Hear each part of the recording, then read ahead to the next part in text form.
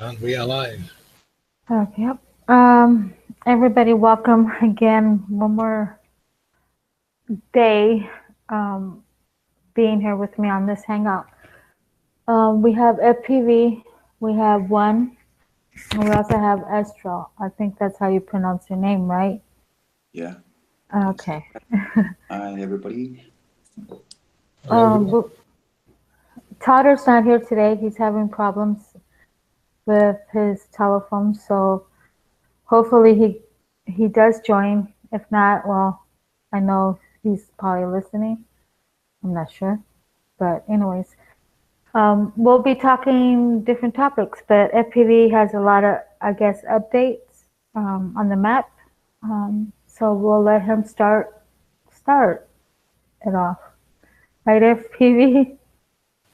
Right, cats, yeah. Right, can everyone mute, please? And what I'm going to do, I'll present to you the map that we're following. This is a map discussion, by the way, so you might want to change the title of the screen, cats. Call it a map discussion. Okay. Because that's the biggest thing going on at the moment in the community is which map are people following. So I'm going to present this map to you and tell you why it's the one we're following. Right, hope everyone can see the map there. This is the map we're currently following. I'll just check with you. Yeah, I can see it. Yeah, this is the map we're following here. The map itself came from Google Maps, and series of the Sun Moon Group removed an algorithm that was converting it to the globe. When the algorithm was removed, this is the map that was revealed. Actually, it's bigger than this. This is just an overlay I'm using at the moment. It's a bit bigger than this because you've got a lot more land in the south that you're not seeing on this image, but I'm sure you've seen it before.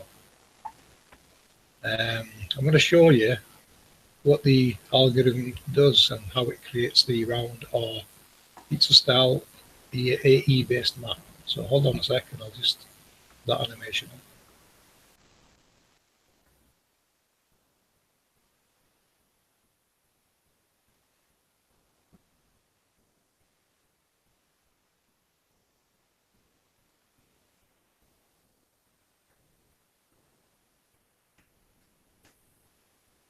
Right, what you're looking at here, this is the algorithm that was converting all these square images that are taken with photographs for Google Earth, and it's put into an algorithm which creates this. So you can get a never-ending supply of AE style maps. See what it's doing there, you know, to the data. It starts warping it into a ball.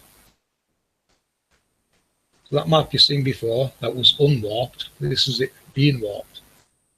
This is the information that Google Earth show you.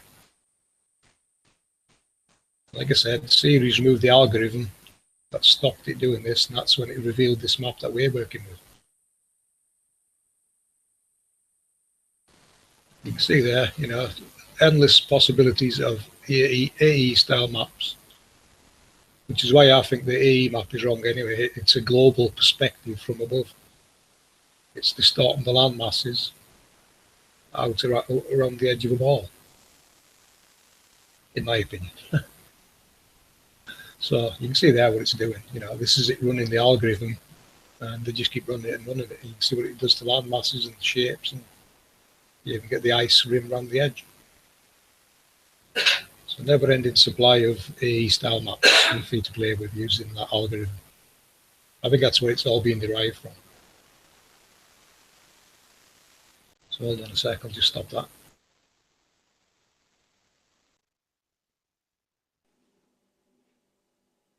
It looked kind of good that the way it was playing out.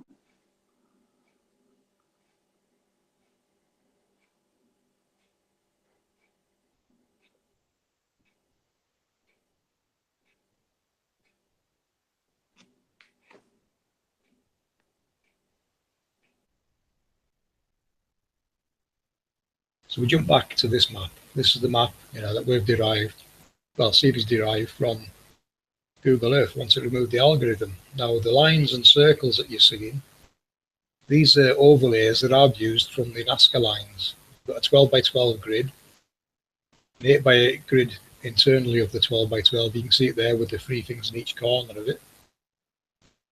And these halos. Now, the blueprint, these are blueprints that I've come to find from the Nazca lines, and when you overlay them with the correct map, you start making some sense out of it. For those of you that haven't been through this before, we're now assuming that the sun and moon is following these paths that you can see on this grid. Straight lines and the circles. The circles are projections into the sky from technology below ground. And what we call the ley lines are the rest of the grid. It seems to be panning out that way now. You know, we've got other data to confirm it's following these lines. So you can also see where it lines up on ancient sites. You take a look down at Nazca there with the cross on the grid. See that? So what we're doing in the background, we're overlaying ancient sites with the help of RTs of the Sun and Moon group. We've got earthquake data and weather patterns coming from one Conscience, who's on the panel here with me now. And she'll show you some information. Well, she'll talk you through some of the information on that. And we've also got Iron FE, who's helping us use our own, he's making us our own weather and earthquake mapping map that will live update at some point in time using this style map. And you'll see how it all relates to what you can see on this grid. Now I'm going to show you, no one's seen this yet, it's the one I've been working on. In the previous video we released, we referenced some parts from scripture, such as the angels in the north, south, east and west, and the four pillars, which roughly come to the centre point of the world, where 0.0 is in that grid.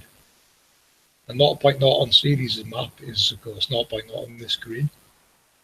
It is 0.0 on Google Earth, and it was originally called Palestine until recently when we changed the name. One Conscience also done some magic with the numbers from the Bible and figured out this was 0.0. And just recently I've been looking at some other parts of scripture which reference 0.0 as the centre of the world. The Garden of Eden is below this centre point. Now you've got the north, south, east, west there going from that grid right at the centre line, left to right, east to west. That's your equator. Just to get your bearings there, that's the equator right across the centre. Now what I'm going to do now is look at some mandala from the Hindu style religion and show you how it also tells this same story of what's going on here. So hold on a few moments and I'll load it up.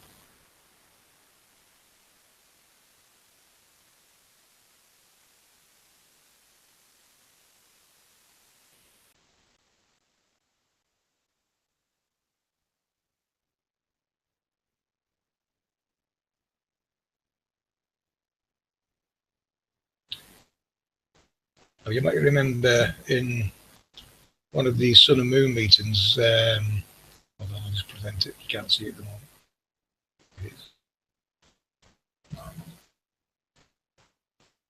Right, the centre of the grid, I originally called it Satan. Satan rules the world, or runs the world. But I was corrected by Santos. I'll let him, he did do a voiceover of this, so I'm going to play it now so you can have a listen to it. And I'll take over and go further in depth into some of the Hindu mandala information. Hold on a sec, I'll just set this up so you can hear what Santos has got to say about this centre point.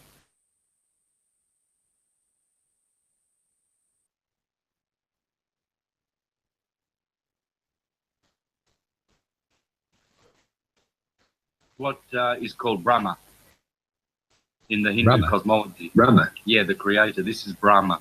Brahma is associated with Abraham, Abraxas, abrasion, as I said before, abracadabra. This is the abracadabra of creation. This is Brahma. Brahma is also associated with the Ram. He is the creator. Vishnu is the preserver. Vishnu preserves all of this. And then Shiva, Satan, will destroy it. Well, I mean, he doesn't destroy it totally. He destroys it as in the preserver is the maintainer and the destroyer does the other maintaining. If you don't destroy, you can't, cycles will not continue. There's the creative half of the ecliptic, then Yeah. there's the destructive half. That's how it works. Yeah.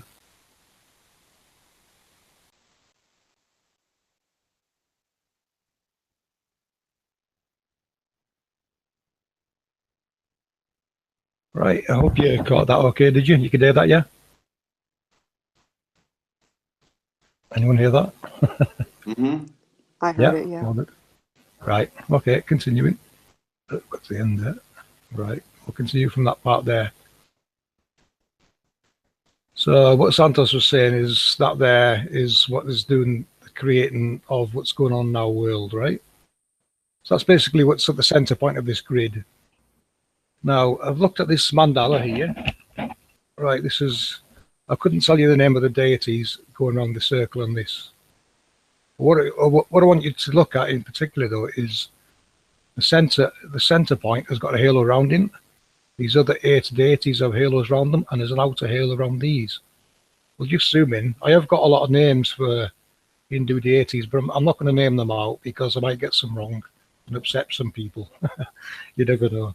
Because it depends which cult or what you know. You look at different cults in these different countries, and they've all got, like, one will have a certain god as priority, and others use others. So they kind of mix them up a bit depending which one you're looking at. I just thought I'd show you these so you can have a look around them. These are the deities around that center circle.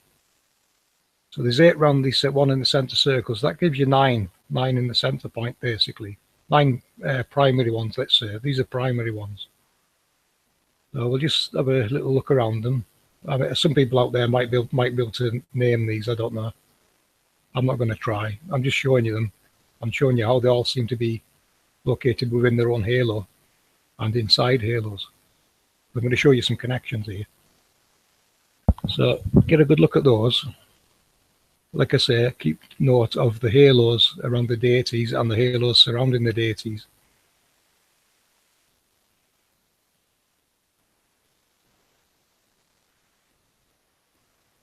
Fantastic to look at these, aren't they? I have no idea what age this one is.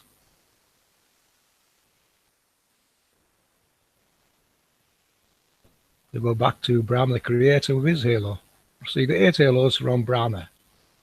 Now, given that this is from India, I'm just going to rotate it from India's perspective and show you where it aligns on the equator, because the equator, remember, it's the center line, east to west. So the elephant on the right, I presume, would be representing India.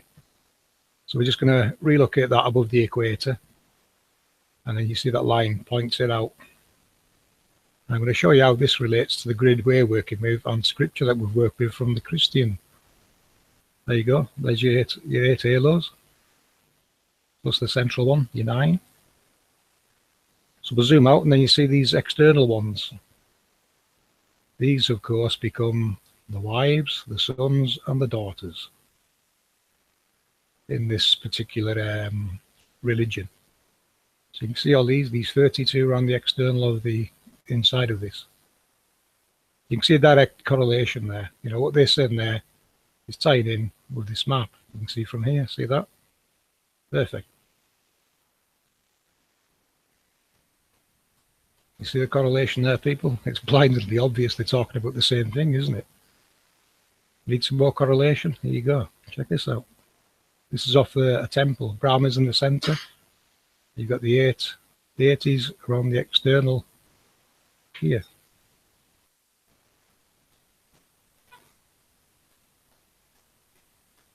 You see how everything fits in the corners? There's more of these wheels. This is the only one I've looked at the moment and realised, yeah, it's correlating nicely to this grid. Remember, these are Nazca lines that I'm overlaying here. Here's your 6 circles again. You can't get away from it. You know, they're all telling the same story. Some more information about it there. I'm not going to go into too much detail. I've added these so you can see what the external is relating to in these corners. Say, you know, your northwest, your northeast. This is things going on to these places. Take note of Yama, a god of death, the south direction, and the underworld. The underworld. You know, we know there's an underworld, and like I've been saying, I think Antarctica in the south is the gateway to accessing it. This is why they won't let you go there, you know. The south is definitely the point to access this underworld, in my opinion. All the secrets start here and work underground. But you notice in this image, you've got Shiva in the center and Brahma at the bottom.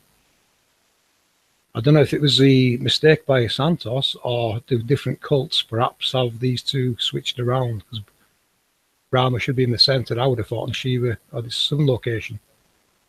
But, you know,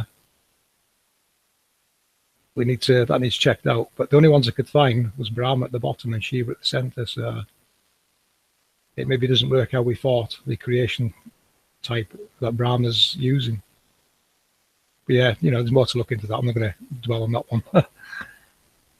It does need clarified a bit more what's going on between these two. It might just be a certain, you know, a certain cult that prefers Shiva being in the center. I'll forward past that. I mean, you can pause that if you want to read it.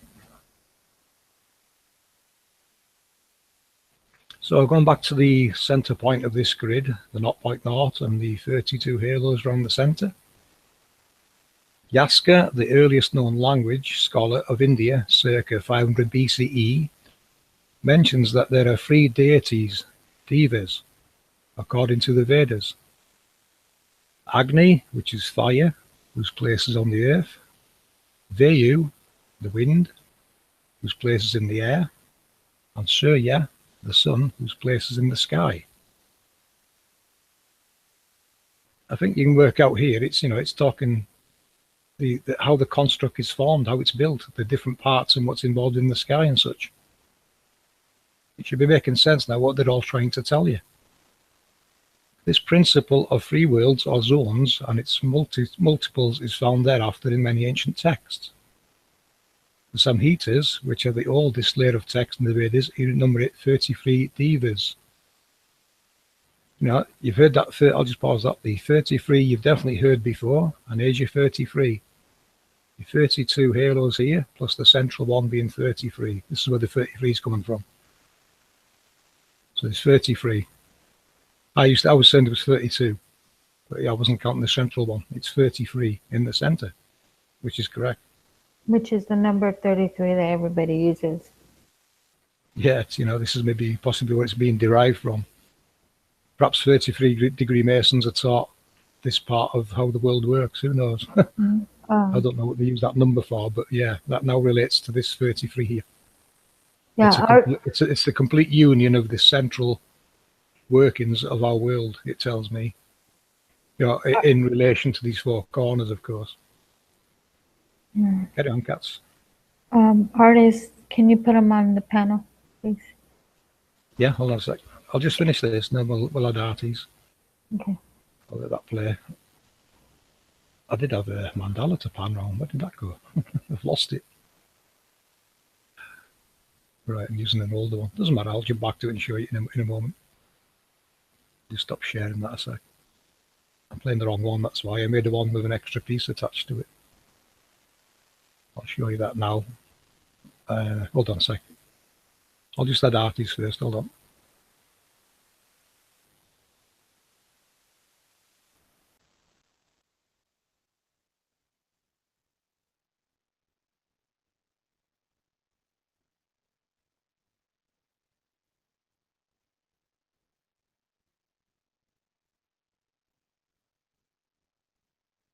I need his email. I can't start him. I don't see it.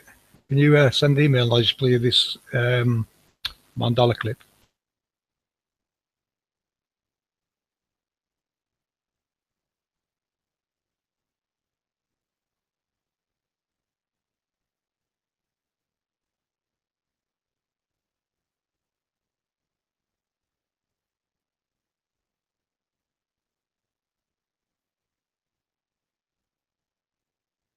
Right, so this is the mandala that I've been looking at. Now, every mandala, it's been designed to be viewed in 3D. I don't know if you're aware of that. So you're best viewing them in a 3D environment, and then you'll see things start jumping out at you better. Like the internal grid there in the center, you can start seeing it in better detail on what's going on. You know, you can see it's forming some kind of a construct. But also notice these leaves, these lily pad leaves, the 8 around the central circle. That is that 8. The deities I've just shown you. And I think the lily leaves now represent halos. I think they're a representation of the halos we're using. So food for thought there, people. These lily leaves are depicting halos. You notice there's always a circle of them. So yeah, it would make sense. It possibly suggests, it's a halo. These, of course, these designs vary from culture to culture, but they all have the same kind of numbering system around them.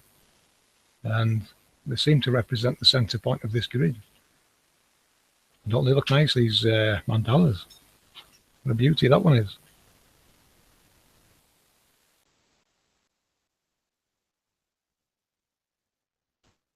So I've shown you there, the Hindu religion is basically telling the same story as what the Christian religion's telling of of how the world works. It seems to be related to what we've been saying is technology that's below ground, having a very heavy influence on what's going on in our heavens, as above, so below. I think the correlation there is what's projected from below is what we are seeing in our heavens. And we've shown before, these halos all seem to have the sun maneuvering around the edge of them, like it's guiding the sun. People call them sun dogs. They're not sun dogs. Projection technology. And CERN, as far as I'm concerned, is a reverse engineered one.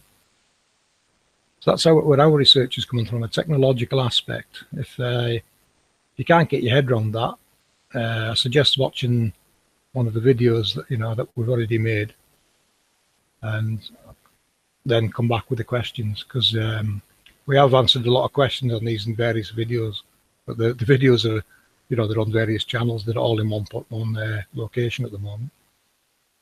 So hopefully that clears up why we're following this particular map with anyone. We've got reference from scripture going here, various religion scripture, by the way, not just the Christian scripture. And the correlation between those and the Nazca lines and this map are blindingly obvious. They're all telling the same story of what's going on in our world, or things related to the underworld, should I say. We can't see what's going on below ground, but these depictions, they basically pinpoint them for you. What is where below ground.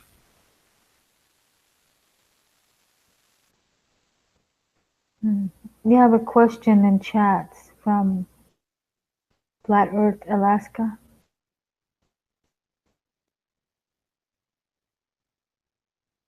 Can you read it out, Cats, while I add arties? I'm just adding arties.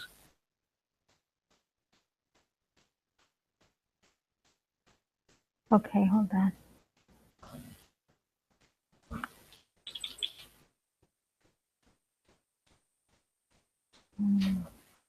Okay, arties has been added. It'll be popping in a second. You might want to read it instead. Right. Where's this? Who's it off? FPV Anchorage is a major hub from the Orient and third export upgrades. Please explain. Anchorage, Alaska. Right, yeah. The flights have been rigged. What they're saying is flying, say, from the States to China. They're saying the aircraft fly west to get to the east. Well, they're lying. They're flying north. They're taking off. They're flying over Alaska or over Greenland, then flying east above there. I've got some video. I've captured some video of their own flight radar doing it. I'll show you that if you'd like to see it. You'll actually see an aircraft flying backwards as it's trying to fly east, but their data's forcing it to go west. So the overlays on these flight radars are rigged. Hi, Arties. Hey, everybody. Welcome. Yeah, it was great that you showed that the next time. Hey, everybody. Hello. Yeah, that was great that you actually could see that they were flying over Alaska instead of flying supposedly around the Earth. Yeah, well, even Marlene, who lives in Canada, she's a pilot. She's not stupid. She says to me she sees very heavy volumes of flight coming from the north. Mm-hmm. Now, what's north of Canada? This is the real flight route that you're not seeing. It is north of Canada and Alaska. Yeah. She sees them coming back. So there's there's obviously a return flight coming back. This is possibly happening in the south as well, you know. You know, like South America, they might be flying south, then going east and pretending they're going west to get to Australia, say. We've seen it happen in the north. I've got video proof of it off their on-flight radar. Yeah. So, yeah, I would say the same is probably happening in the south. Yeah, we've got two different proofs of flight radar of an aircraft flying west to east above Greenland, and it tracked you. It showed you the actual flight path as well. There was a wing sticking in the top of the map, and I clicked it, and it showed you the flight route. It made a stop in Greenland, went north, then east, and then south. And of course, like these other ones, I showed an animation on, I think it was on Sun and Moon stream a few days ago, of one trying to fly east, but Google's data was tracking the aircraft west. Okay, you have another question. Flying backwards. You have another question, FPV. Okay. It says, okay, it is fixed. That package coming to take from Asia to us. It's probably the same route, fly off Alaska. I think they're flying north, then flying west over Greenland, then flying south towards Alaska, Canada, and the States, because, like I said, Marlena, who lives in Canada, she has seen volumes of aircraft coming from the north, and she doesn't know where they're coming from. Well, this would explain the return route from east to west.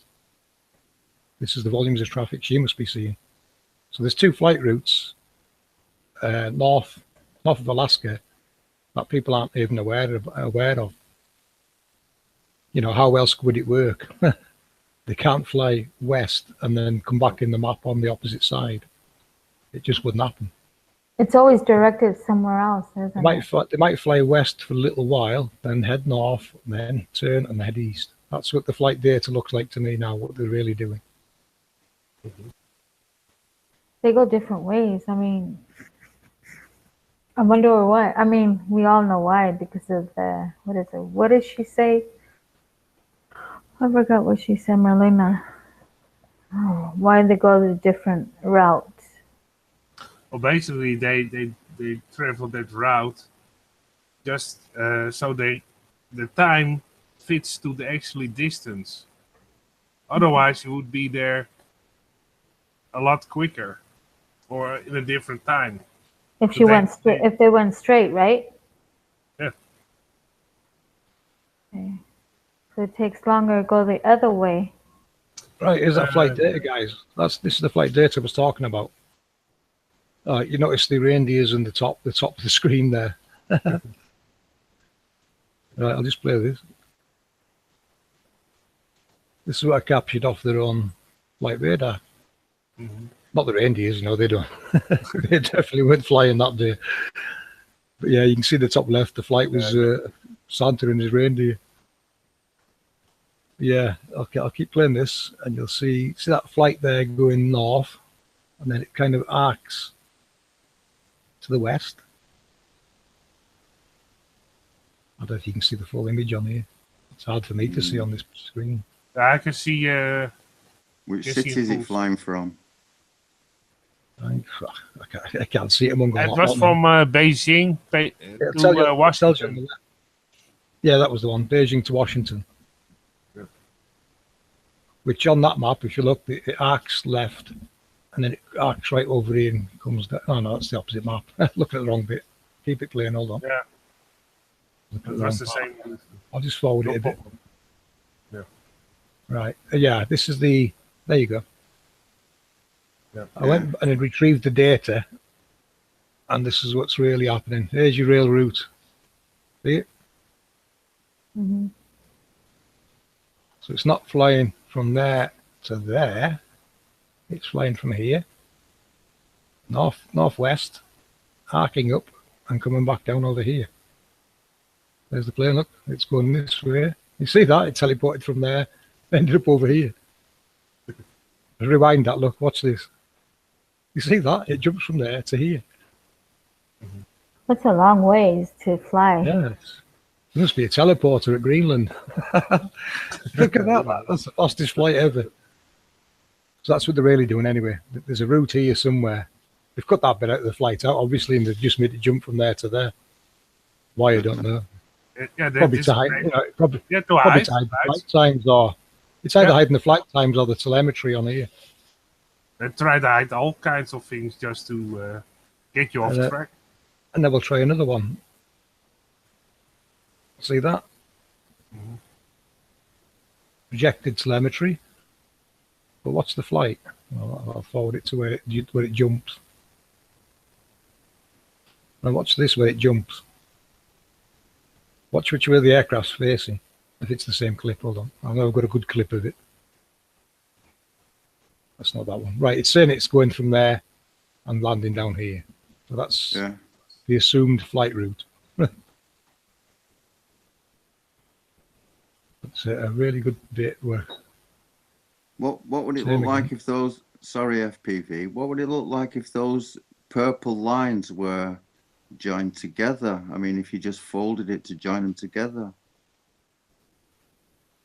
wouldn't be. Well, it'd be a straight line across the ocean, but we know they can't fly that direction. No, I don't mean like that. I'm looking at there's a clip somewhere. You'll actually see the plane. It's facing east when they've got it flying west. Yeah, this bit here. What's this bit here?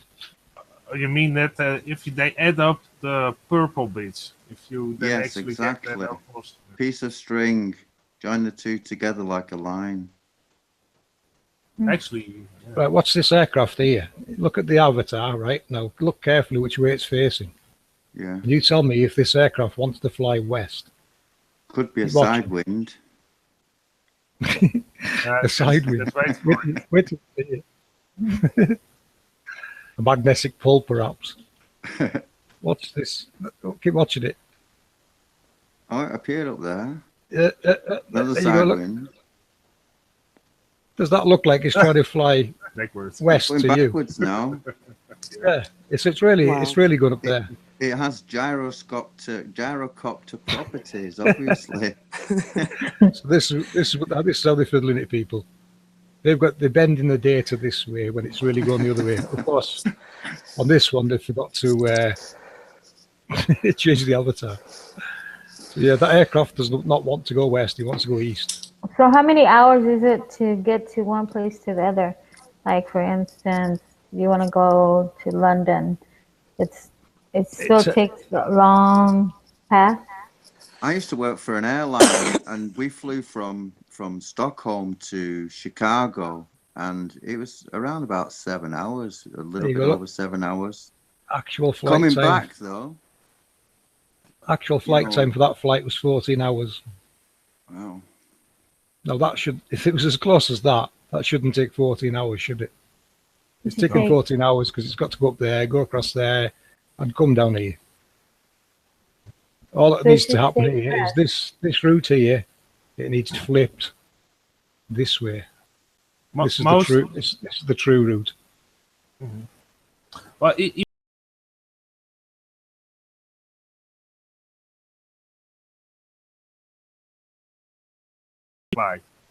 you see the flight back. Please don't want to. I don't want to go west. It's about a 30 or 45 minutes difference. So therefore, it could be caused by some airstreams, of course. They're a little bit different in time. But if I looked at again and again to the flight routes from Detroit to Chicago, from Detroit to London and from London to Detroit, and then they were roughly the same. So therefore, the whole spin of the Earth is debunked. Because otherwise, if you had a spin almost 900 miles per hour, you would be in Detroit in only 5 hours, and not actually 8. So that doesn't. So the whole spin is debunked, because if the Earth was spinning, if you were flying against the spin, you will be probably half the time of the actual time they are telling you. So therefore, if you look at the flight times, actually all the flight times going against the spin are the same way if you fly back, almost. Sometimes half an hour difference, 40 minutes, on an actually 9-hour flight, so that is not that much. But you can actually see, therefore, that there is no spin. There is no spin. It's stationary. like they also said in a lot of NASA files, that the Earth is non-rotating and with a stationary atmosphere. Even in a lot of documents from NASA themselves, they state that fact. And if you look at the flight times, it also proves that the Earth is not spinning. I was just going to say that with this animation artist, that flight time there was supposed to take 14 hours. You know, it shouldn't take 14 hours on the route they've actually chose there. No. Why it's taken longer, if you look at where the aircraft is, I think that's where they go to, and then they head north from there. Whereas the ones returning are possibly coming, you know, further down the map and coming over, say, skimming the top of Greenland.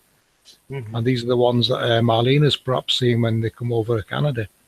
Oh yeah, that makes sense. I think Marlena's around this location, and she sees lots of aircraft coming from the north.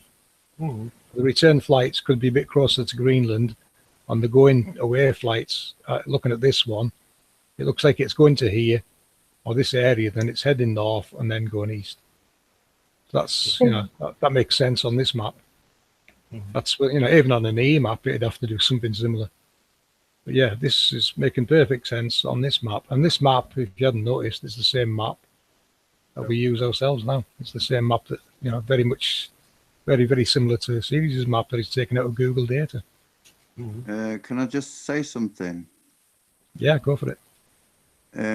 They have, the pilots and the airlines, they have tracks, like a slot that they're supposed to fly in, and there is maps of them that you can find, and you can see exactly where they are across the Atlantic, and you know where they're supposed to be anyway. If people are flying any of these routes, they should take GPS with them so they can track it themselves. Yeah, but they practically just take off, get them on the track, and then and that's it. The plane flies itself then to its destination, obviously, where they need to obviously take over again or whatever. But that's only the landing part. Most of the time, yeah, indeed, most of the time they fly on autopilot. Yeah. There was a question for you, PV. Let me see if I can find it. Go back up. That plane saying to me, don't make me go west. Don't make me go west. I want to go east. Flat Earth Alaska says 24-hour model to understand your concept. A 24-hour model, just go on any of the flight radar channels and you'll see it. You know, what they're saying is going west to east, going left off the map. See, let's see if you can find the data to match it. This data's contradicting it. Look at the aircraft, you know. The aircraft there and the flight that we recorded earlier. Where's that other one at? That one there, look. Check that one out. That flight there. There's your real flight path. You know, why did it take that route when it would have been quicker going across the States and probably across the ocean, and you're there? Why is it taking that route? That's probably the real route. This flight only showed up, by the way, because its wingtip was sticking out of the top of the map. I didn't see this route. I just seen the tip of that aircraft's wing sticking out of the top of the map on flight radar, and I clicked it, and it revealed this route. I don't, you know, whoever was flying the aircraft probably drifted off course and they came back in onto the radar of this map. They're probably supposed to be further north, so they don't show up on it. So that's why this route, that's why it shows itself, because as soon as I clicked the aircraft, it showed you the flight data for it. And this is one of the real routes that they're probably taking. Does that make sense? Do they take the same pattern all the flights, or do they go different ways, or look, what? The data of the aircraft there, it does the same flight over and over and over again. All the recordings are found, but mainly that same aircraft for that flight route. So they might, they might be using the same pilots that work for them, that are well aware of what's going on. And that's Washington to Beijing. You know, it could be politicians there, and who knows what's going on there. But yeah, that flight route, you know, it probably wasn't supposed to be seen because the aircraft, it was probably supposed to be further north, so you couldn't see it on the map. Like I said, I only seen a wingtip sticking out the top of the map, and I clicked it, and this is what it revealed. There's a true flight path going north, east, and then coming back in on that south.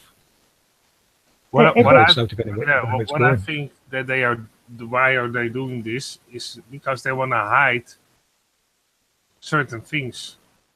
I don't know all the things that they're probably hiding, but they try to fly certain routes just to get you off that you actually can't measure it, or somehow they can state, oh, it takes that long because we are flying that distance, but it doesn't fit. You prove it now. Yeah. Let's just explain to the people why they're doing this, because, you know, on this map here, if you can see the mouse, Russia and Alaska, according to the globe, aren't very far apart. They're very close, according to this. Present that a sec and show you the map we're using. Hold on. Excuse me. Because you Larry. need to see the... Oh, yeah. Hello, Larry. Now, on this map, I'll just put the mouse on. Can you see that, yeah? Yeah.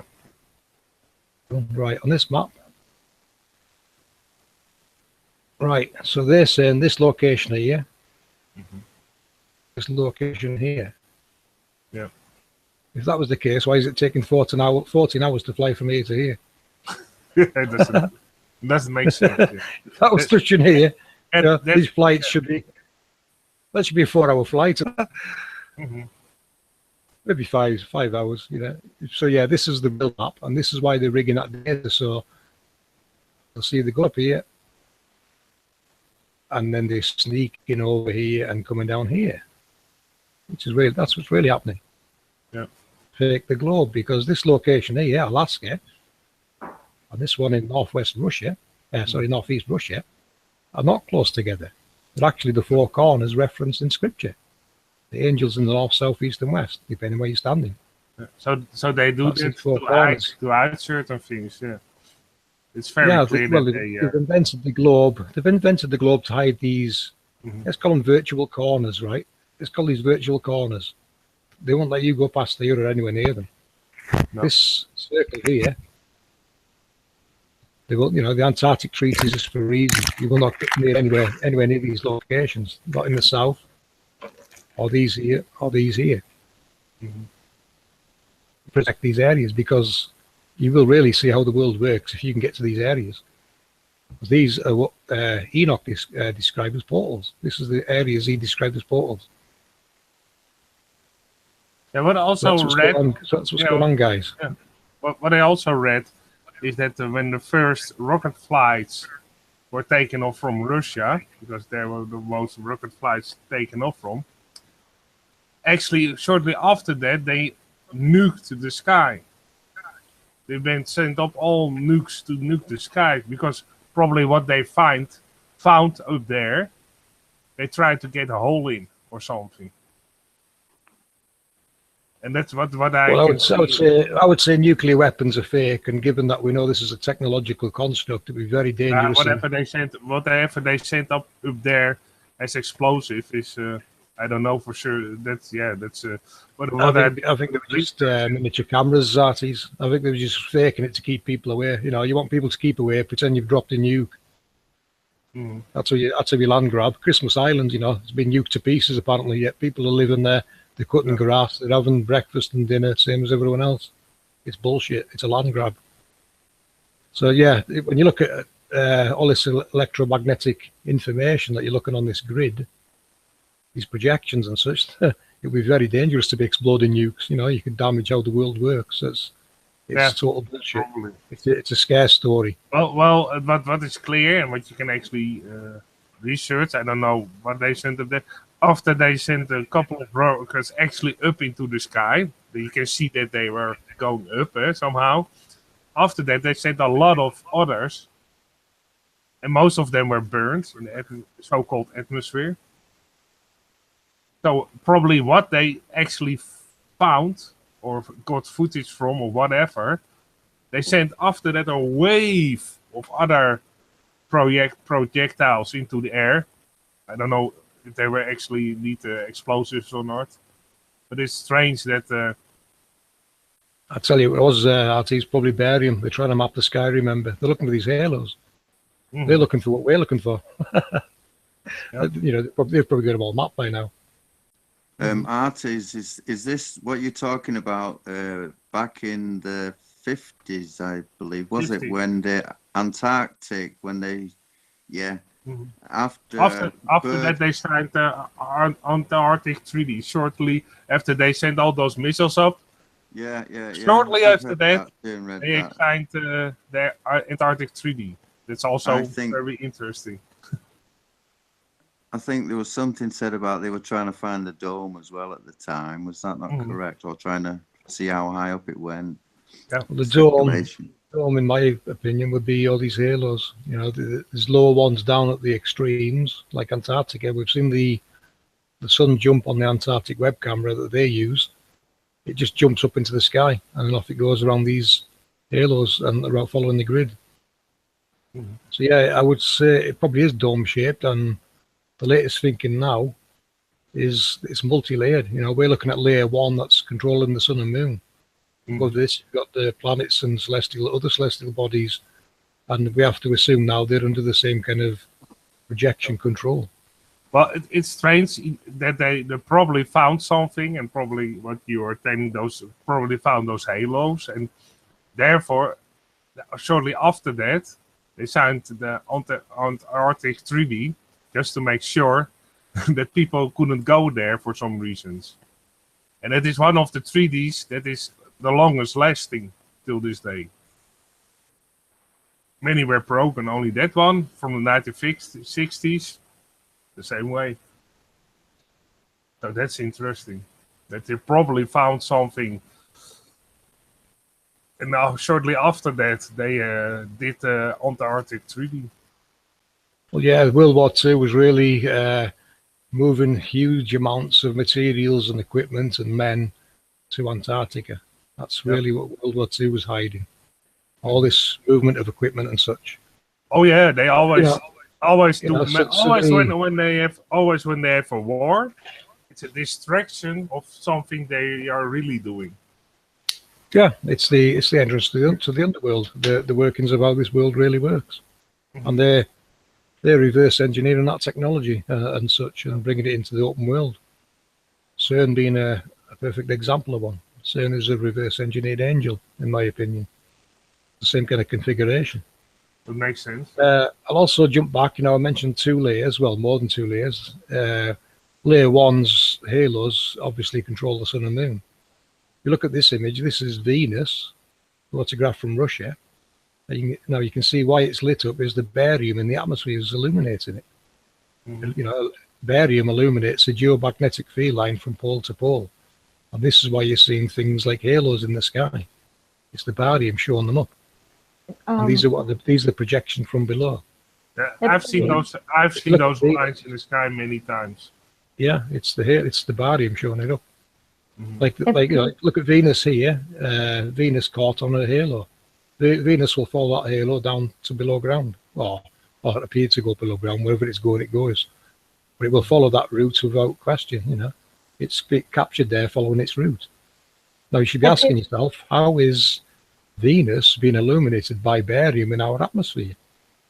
It tells you Venus isn't as far away as you think. Yeah, go ahead. FPV, Dave Hickles asked a question. Is Alaska and Russia that far apart?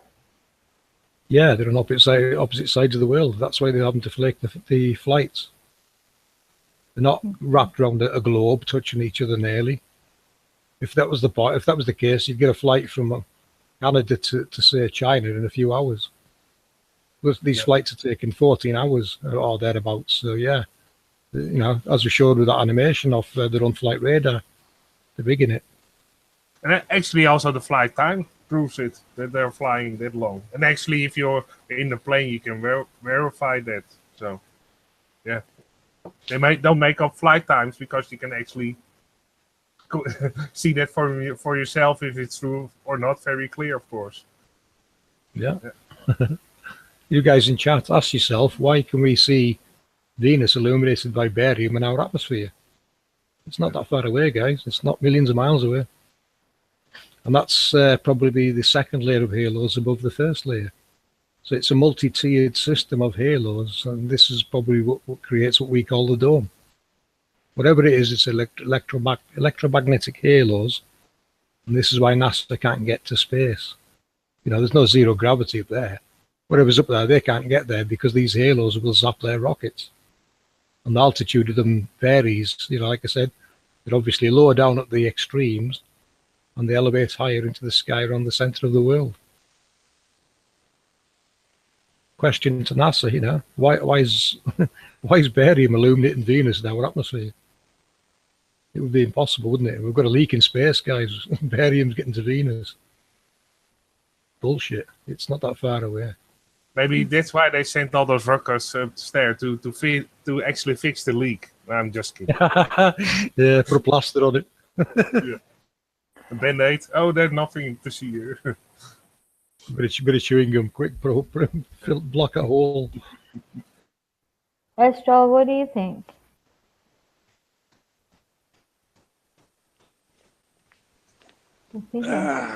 What do I think? Well, obviously it's barium that's blowing that up, like, so we can see it, you know. Also, I saw last summer, also I think it might have been the first time I've seen one, a double rainbow, and an absolutely immense double rainbow. Oh. And that was brilliant, you know, just to see that. It was like, wow. That's interesting. About a month ago, I also saw a double rainbow, very clear. Yeah. Yeah, I did too, actually. That's odd. Maybe it's just we haven't been paying attention. Hold on, guys. One, do you want to interject anything to do with this grid while that's on screen? If you just give me about 2 minutes to find somewhere to park, I will. Okie doke. Yeah. One's got some information she can correlate with this grid and the work she's doing. So, you know, it's some more data to back up what we're looking at here.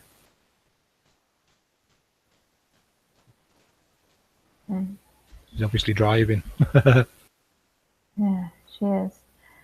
So, Was it actually also at your end, Astral, that you saw that rainbow about a month ago or further back? No, it was last summer. Last summer. Yeah. Summer 2016. Well, I saw it a month ago. So. Yeah. But I have seen them since. Did I see them? What was that? Yeah, it was like a sundog, but it was very, very hazy. I've had some incredible skies. Yeah, when the sun's been shining here and the clouds are going down in the evening, it always seems to be in the evening time, sunset, and like the thickest, fluffiest, you know, it's like the most unusual clouds I've ever seen. And clouds are actually really transparent, aren't they? They're white, even though they look black, just because of the light. But they were just so dark and very ominous looking. Yeah, I've got a few photographs somewhere, but yeah, it always seems to be in the evening. You're in Denmark, huh? Yes. Okay. I also had almost the whole month now, actually almost no sunshine. There was every day there was a thick cloud in the sky. Actually, the last time that I actually had a clear enough sky to take a photograph was as the last full moon. Okay. Because I wanted to make more moon pictures, because I had the new Taylor lens, so I was excited to take more pictures. And actually, the last clear sky I got was at the last full moon. And that is almost a month ago. I can even look at actually the date that I took the picture, because it was so long ago. Yeah. It's strange that we have so very long time of actually almost a month of everyday clouded sky. Sometimes it clears up for just a short moment at the most of the time around 3 or 4 p.m. it clears up a bit. It's also interesting. And the last, it's 12/4/2017. It was the last clear sky. So, Hey, look. yeah, that's almost a month. Hey, Larry, do you have anything to say on this?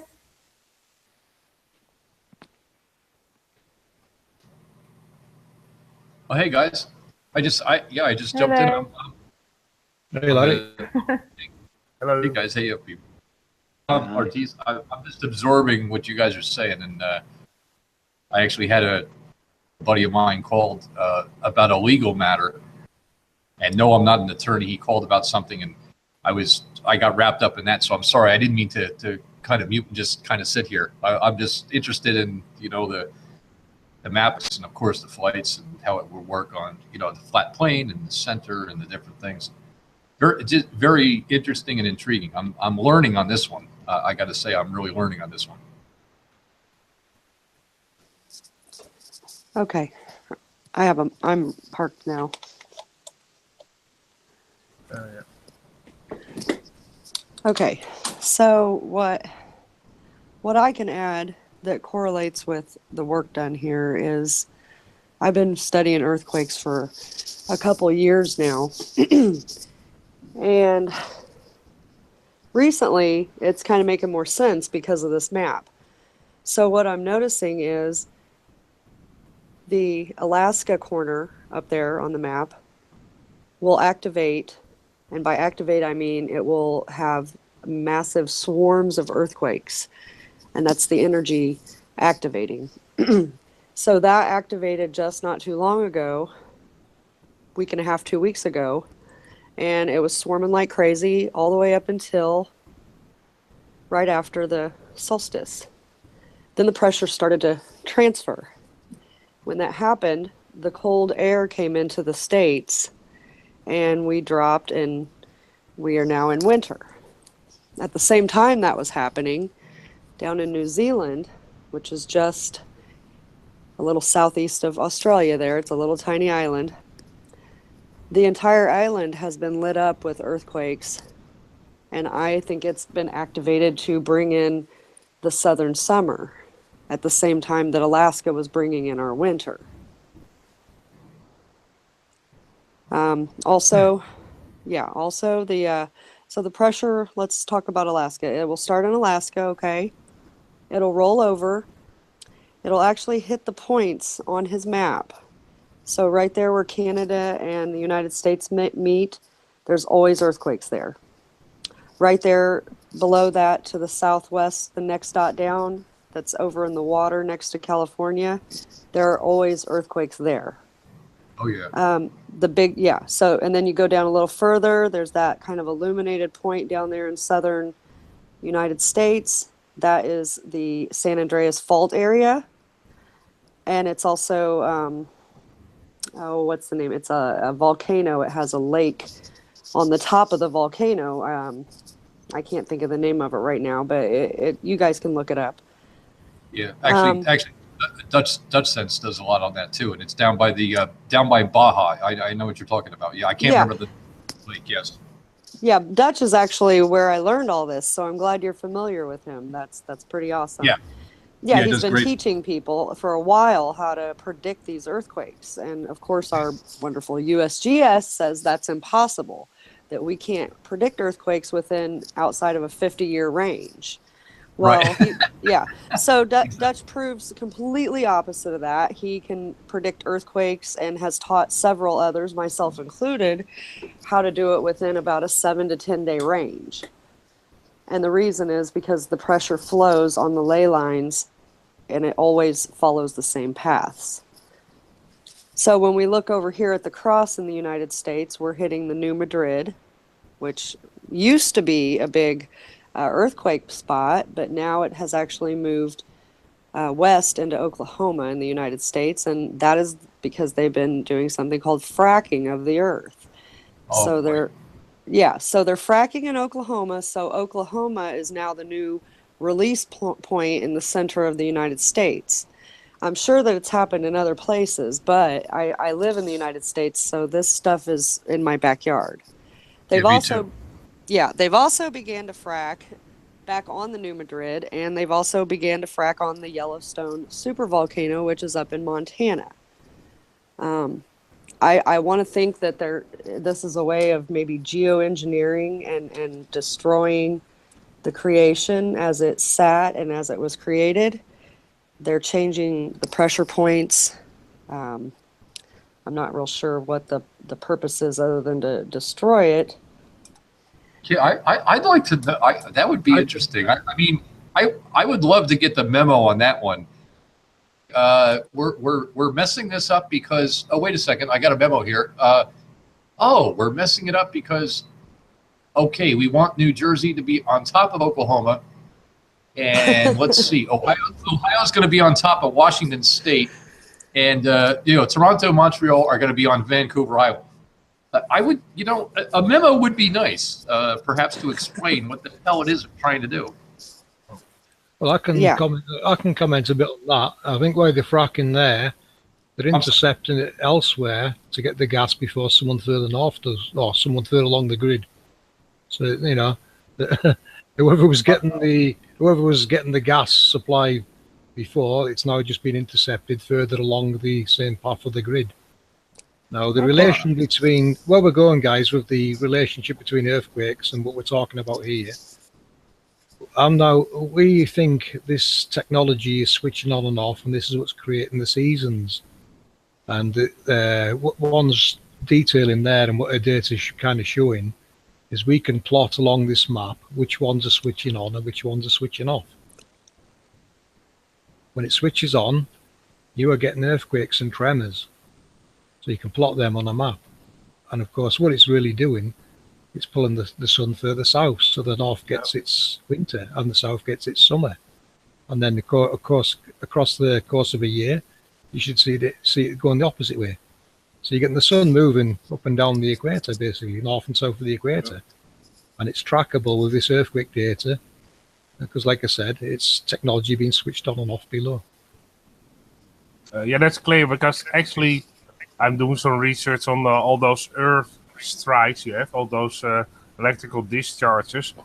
And if you actually look at that map that FPV is presenting, and you have India, you have in that lower part, you have that dot. Just below the word India, you have a dot over here there.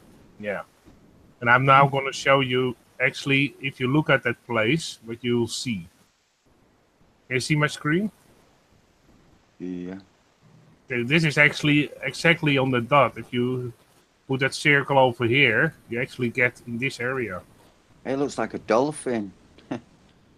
Yeah, whatever. You can see actually exactly on that location, you have this electrical discharge. But that's interesting. That fits exactly on the map that FPV is presenting. Just to show you an example. Yeah, perfect example. Yeah, Artis is doing a bit of work in the background to do with ancient sites and how they might relate to this grid also. So some point in the future, you can do a presentation on them if you likes, and you'll see how it relates to this same grid we're looking at here. A lot of ancient sites and ancient old electrical discharge exactly fit on those dots, or very near them, but you never know if that grid sometimes changes because of the seasons. You never know if that shifts a little bit because of that.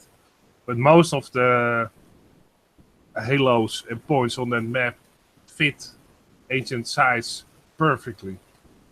FPV, can you go to that map once more? Yeah, that one there. Just off the coast of Morocco it'll be. There's like a cross, a diagonal cross. What is that there? Is that Atlantis?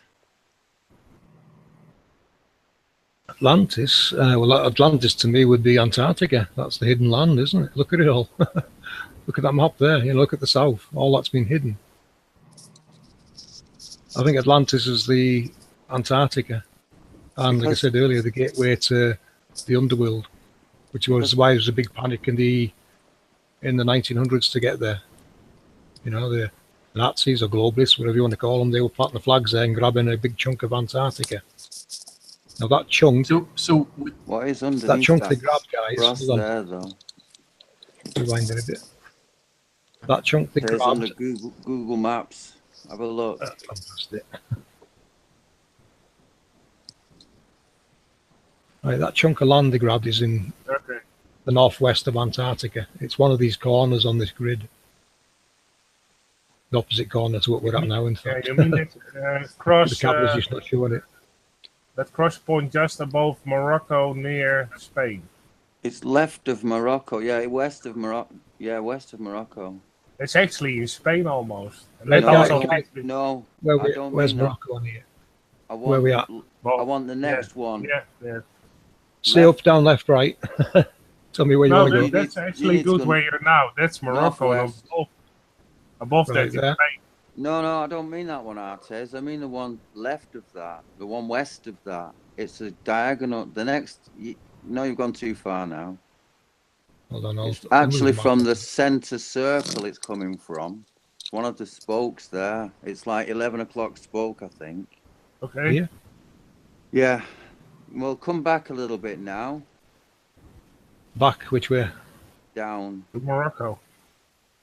Stop. And then go. Yeah. Stop. You get in the middle of that point there. Yes. Thank you. What is underneath that? If you was to go on Google Maps, that's Atlantis. There's a landmass underneath there. Yeah, dig in. it's land under all this, remember, since that flood. This hasn't receded, this flood. Yeah. True. Yeah, these points here, sooner or later they're going to pop up. Some of these are volcanoes, by the way, these ones down here. And like I've said before, I know this technology is responsible for creating volcanoes. If different configurations of this technology seem to produce different effects. That's your Bermuda Triangle there. Can you see now why compasses might go crazy in the Bermuda Triangle? Look, it's right in the center. An electromagnetic halo right in the center of Bermuda Triangle. This is what's upset the compasses. Actually, the Bermuda Triangle is a little closer because doesn't it go from Florida to Bermuda and down? A little bit more left over toward Florida on the U.S.? Yeah. Well, it's that triangle there. It's probably bigger. I'm not sure if we've got this grid 100% scaled right, Larry. I'm just I'm lining it up with like key sites like there, Nazca, Angel Falls for this angel here, Angel Falls in Venezuela. Britain's got one. Madagascar. Niagara Falls. Yeah, it's lining this up perfectly to the grid. You know, it's not going to be super accurate. It's close enough to work with and see what's going on. You know, I can relate these here to volcanoes. I've already looked on the map. I forget the names of them now, but there's volcanoes where these dots are. So I know the grid's pretty close to what it's been trying to tell you. Remember, this grid came from the Nazca lines. You know, these overlays are from the Nazca lines. So over time, they might be slightly warped, or maybe it wasn't precise at the time. But what they are telling me is the blueprints, and the blueprints to how this world works. You know, them blueprints, Nazca mandala, the Hindu mandala, as I shown earlier, it's all telling the same story. It's all telling you about this central location here. What would FPV? What would be kind of around the outside or around the box or something, like kind of holding everything together or something on this particular what you're showing us here? Around the outsides of here, you mean? Yeah, because you know I'm not saying any map is correct or not. I'm saying it. Yeah. You know, the theory would be is there's an ice wall around the outside, something holding everything in, per se. And this one seems. The ice wall. It seems to be based on the pizza style map, which is around projection. Correct. But the only circles I can see, Larry, are these projections, these halos. You know, these are the tropics projected into the sky, and these are the sun and moon's paths. The only landmass we're picking up on this map is in the south. What's northeast and west of here, that they've either removed or we don't see it on this projection. But looking at, you know, I've said before, the congregation of this grid on land, especially in the south, you know, this is very elevated land in the south, looking at the elevation data for Antarctica compared to the rest of the world. And I would put that down to this grid and these halos being there. because I've said before, these halos are going to have an electromagnetic pull, that factor on landmass that's got iron ore in it. So it's pulling the land masses up. This is what this is what creates volcanoes and mountains. Basically, it's got a pull factor on land. Like take Ayers Rock for example, a big lump of rock sticking up out of the ground. That I would put that down to that nodal point right there, being over Ayers Rock, and technology below, which rotating toroidal field pushing upwards. And I actually also in that line going from the middle across Egypt to the north. Well, that's Egypt still. Well, you know what I mean. It's basically going through Morocco to the center. So from Spain to Morocco to the center. That line, yeah. It's crossing Africa. That's your Garden of Eden, guys, right there. Yeah. Whatever's the Garden of Eden is, it's below the ground there. Okay. It's below sea and below ground. Actually, if you look at that part from what you call the Garden of Eden, you go that line towards Spain. Probably see my screen. You enter with these two electrical discharges on Earth. Can you see them? Yes.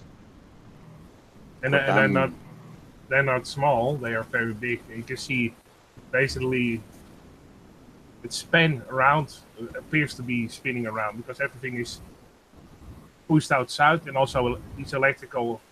You see those discharges like you have them in Lindenberg figures on all this side, and then you actually go to that. You see everything is pushed aside around it here. Actually, go to that other one and you zoom in. It's interesting. They are mining because most of the time the mountains are iron rich. See, they are mining the place. Every time if you look at these kind of electrical discharges on the Earth, there's a mountain and a crater. You can see that they are mining those places most of the time because those places attract minerals and metals. So again, it proves that actually if you go to a location that relates to the map FPV is showing, you get exactly, well, yeah, you can see even seen from a higher altitude, see those dots? They're exactly on that path. Even in Spain you have certain things that you can clearly see that thing is going past it very near. You have another one. It almost looks like the surface of the moon. See? Just to give you some, and actually in India I can scroll that everybody can see that it is live. I have to do this by memory, but if you actually go to India, you can already see that line over here. See?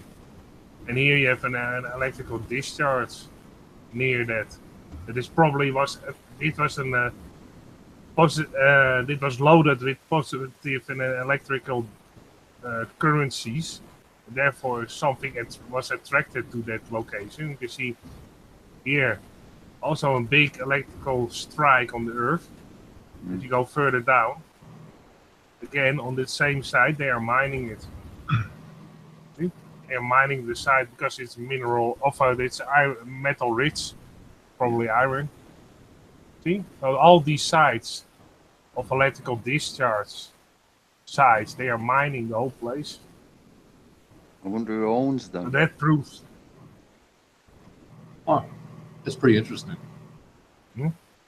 Yeah, that's what I always end up. If you see an discharge or what you get near those sites, just like this one, you have those spherical balls. You find those spherical balls. Those stone balls you have all over the world. The only correlation we can see, Larry, or anyone listening, is these sites that have got these strikes, very large electrical strikes on the ground. The only place it can possibly have came from is these halos above. Yeah. You know, it makes sense. The large ones and the smaller ones. The smaller ones are everywhere around these larger ones. We've got some videos of smaller ones and photographs. And it could be the smaller ones that's causing these strikes, or even one of the larger ones. But it's an electromagnetic halos is what they are, and this is the origin of lightning. I've now, I've figured out this is where lightning's originating from, these halos in the sky. You've got an origin now for lightning. It'd be interesting to see Norway, because they've got some incredible mountains and things there, to see what they look like. They look almost like the same, now that I think about it. Well, they probably are the same kind of things, because I'm still researching all those places.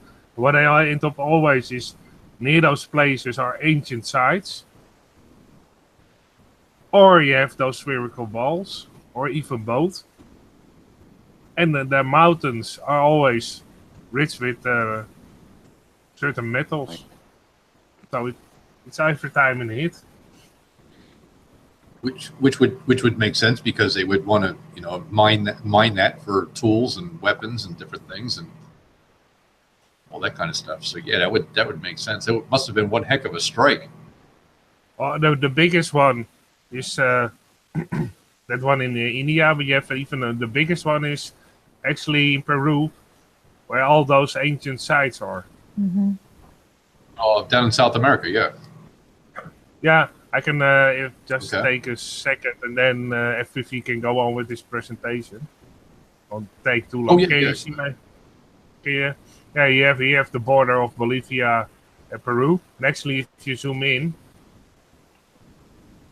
actually where I put that hard dot, see that hard dot here? That site is actually probably the oldest site in Peru. So that's interesting that you have an iron-rich mountain again. And I think this mountain, they are extracting phosphate. Or something. Yeah, I think something like that. But actually, you can see if you zoom in, just go back. Here's the strike. And here you can see the ripple effect of the mountains here. They are pushed aside. They look very strange, and it goes all the way to here. See, those are not normal mountains. See, actually, a structure was carved in one of these mountains. They go all the way. I think it starts here.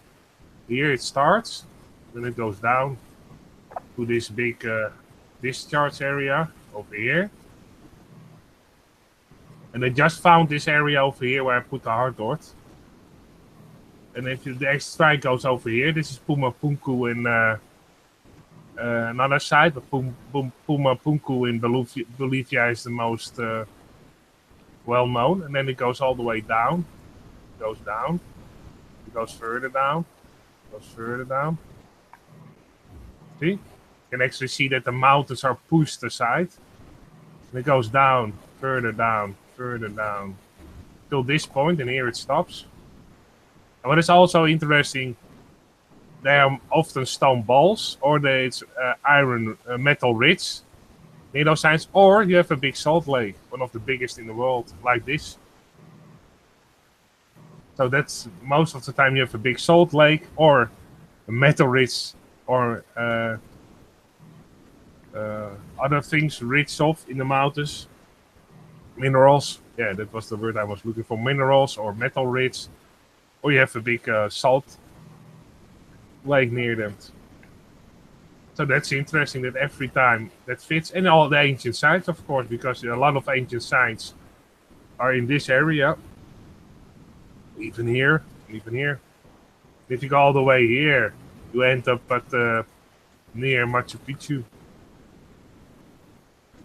So it makes sense. Wow.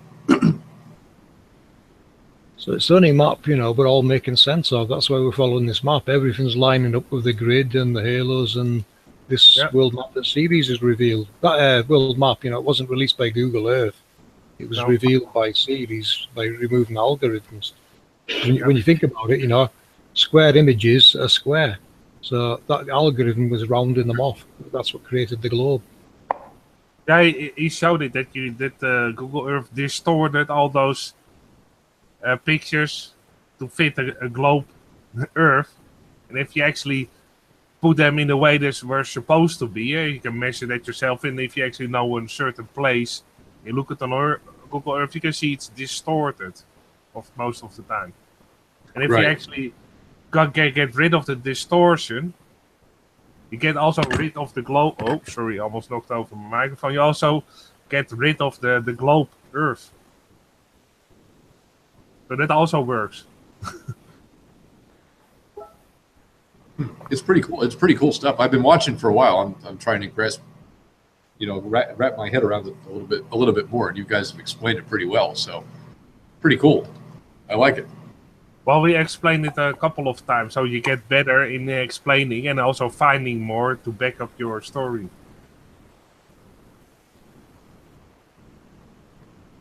And of course, be prepared for what kind of questions people's going to ask you. Yeah. Here's some of these halos that are mentioned projected into the sky. These are real recordings. You'll see these everywhere if the conditions are right and there's a bit of barium in the atmosphere. Yep, Sometimes you might get a partial. Yeah, well, that's a halo, Larry. But they call them sundogs. No, it's a complete halo with nodal points on. And if you look at CERN's configuration, it's basically a copy of what's projecting this into the sky. And you'll always catch the sun navigating around them. It's not off to the side of it. It's always on the edge of it. They definitely play a part in the steering and guidance of the sun and moon. And possibly other luminaries, if not all of them up there. Whatever's up there. This is layer 1. Remember, these as far as we can see now, these are all above us. These are everywhere above us, small ones and larger ones. They just keep popping up. We were going to put them on the map, but we've decided there's that many that they must cover the complete map. Right. So wherever the sun's or moon's path's going, these are going to be there. But there is places where you can see it jump, where there's obviously not one of these in the region. It'll jump across the sky and onto the next one. We've seen it happen in a location above Australia, and we've seen it happen on the Antarctic webcam. Their own web camera catches the sun doing some very unusual maneuvers there. I can show you on this video now if you like. You'll see the sun jumping into the sky on this clip here. Yeah.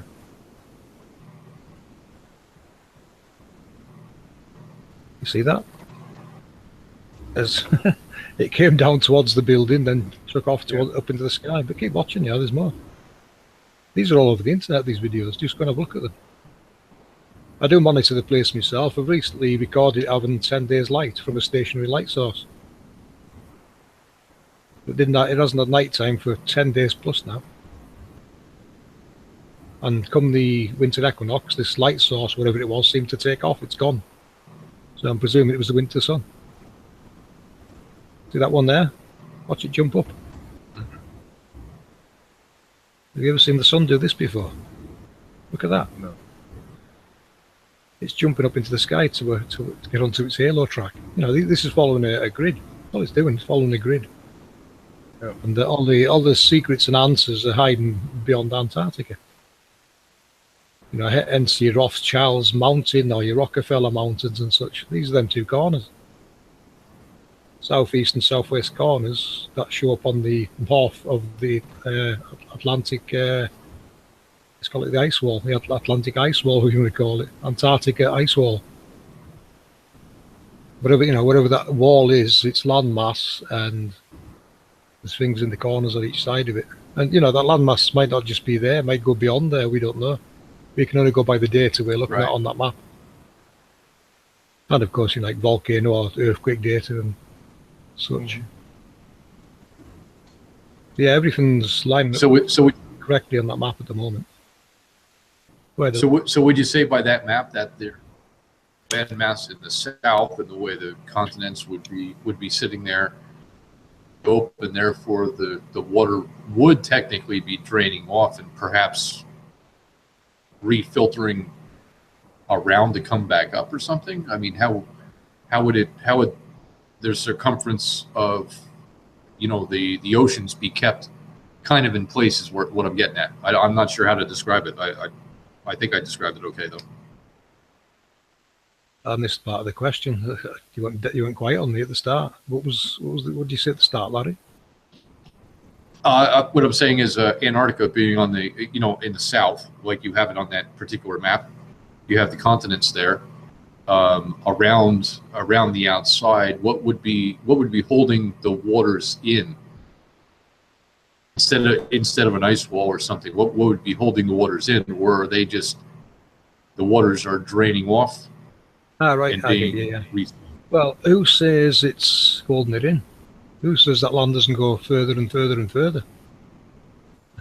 Oh, I don't know. I just according to the land mass that you have here. I know what you're saying, but yeah, you know, to me, when you look at the congregation of the grid creating elevated landmass in the south, and you look at the rest of the grid, you know, there's four corners to that grid. There's no reason really why you wouldn't get elevated landmass in the north, east, and west as well, if it works the same in the south. So I would expect to see more land in the north, east, and west. But like I said, they've possibly removed that data, or it's not looking far enough out for us to see what's there. But yeah, you know, this might go on and on. There could be an ice wall, I don't know. But if there is, what's beyond that ice wall? You know, wow. You can only look at scripture then, I suppose, and they call it the abyss.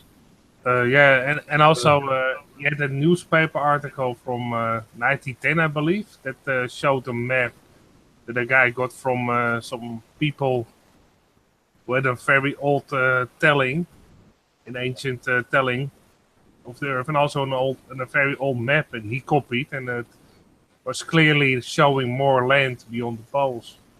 Mm-hmm. Hello, Jimbo. Welcome. Hello, Jimbo. Hi, I just got my mic going. Jimbo. Seeing as you're hear here, me? mate, I'm just going to put these. Yeah, we can hear you. Okay, great. Seeing as you're here, Jimbo, I'm just going to put the magnetic data up on the screen, because I think you're probably the best guy to describe what this is. Well, or have a better idea than me what is going on in this image.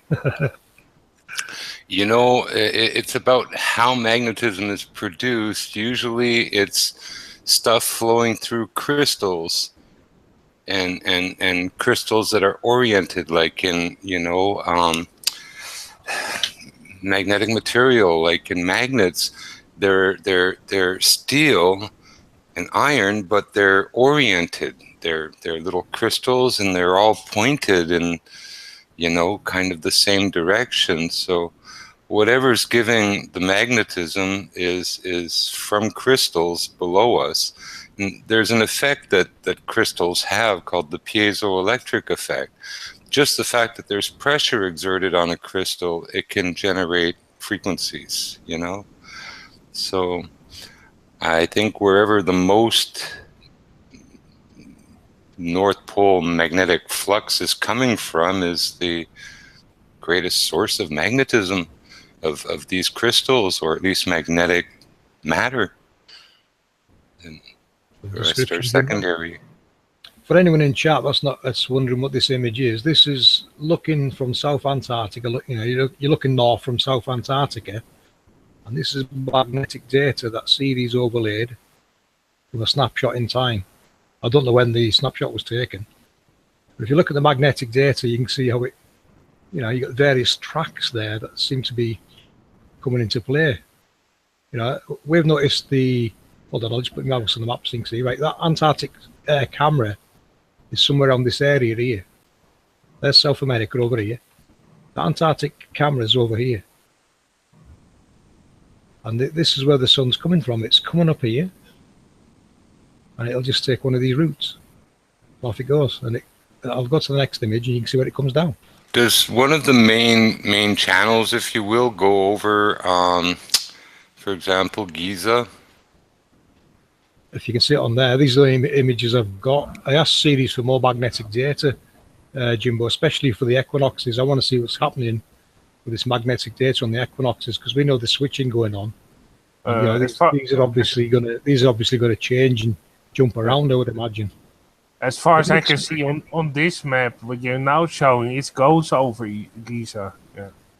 Yeah. Well, if it you look does. at this, That's interesting, because, and this is going back at least 7-8 years. But there's a video by a specialist in mathematics and numerology and these ancient sites and locations, and his name really hasn't come up a lot in flat Earth.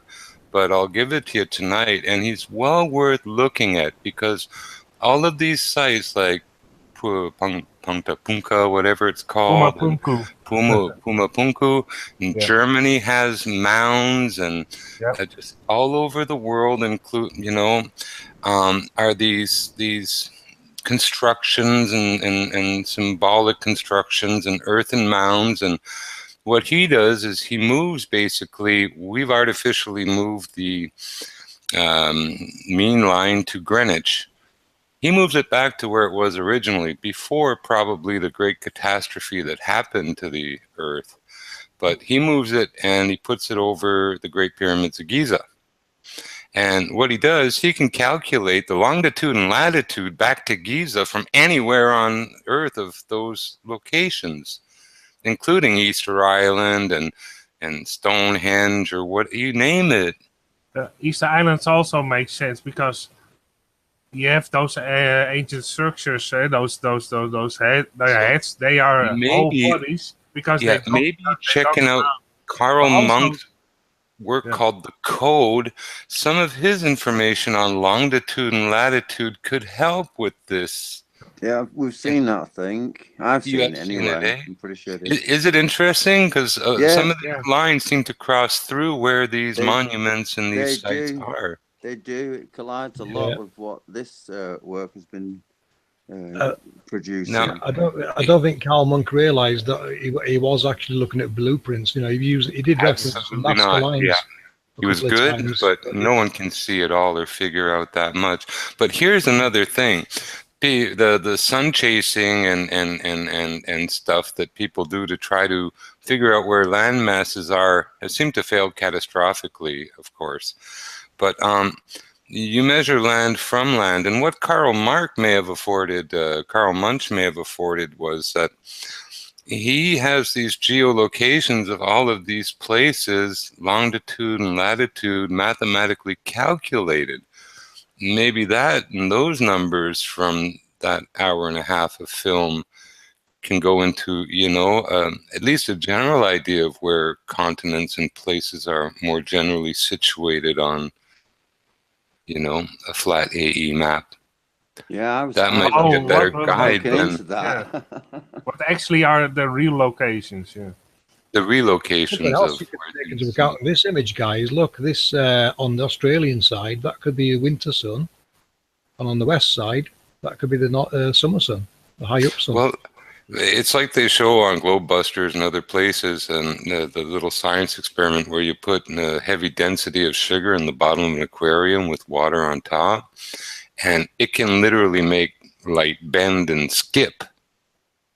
So the idea that there might even be two suns being produced by one source isn't beyond acceptable for me, no more than the sun being seen at different places by every single living person. Mm-hmm. Yeah, I'm of the opinion that it's two at the moment, I recorded a very bright light source for 10 days that hovered behind that station, and they masked it out. Well, they tried to mask it out, while another one went past in the sky, and there was no night time there for over 10 days, and then it took off on the winter equinox. Well, a lot of these bastards know exactly what's going on. A lot of pilots know exactly what's going on. I've been doing a lot of thinking, and there's so many people that are on the in that know the Earth is flat. That is part of one of the, so-called national secrets or something there. I'm sure there are explorers like Amelia Earhart who probably figured out it was flat, and that's why that, her handlers disappeared or whatever. Sure, a lot of explorers met that fate. Look, a lot of ships trying to navigate around on ball math, they're going to crash on rocks, right? Mm-hmm. They ain't going to get where they're going. But in any case, I just thought... You look on that map, so where the mouse cursor is, ships do not come any further north than where the mouse is now. They do not come up here. I shouldn't say down here from this angle, but yeah, this is the north, and they do not pass this point here. And that's up between the Bering Strait and Alaska and Russia or something, eh? Well, the Bering Strait's allegedly over here, isn't it? Oh, okay, way over there.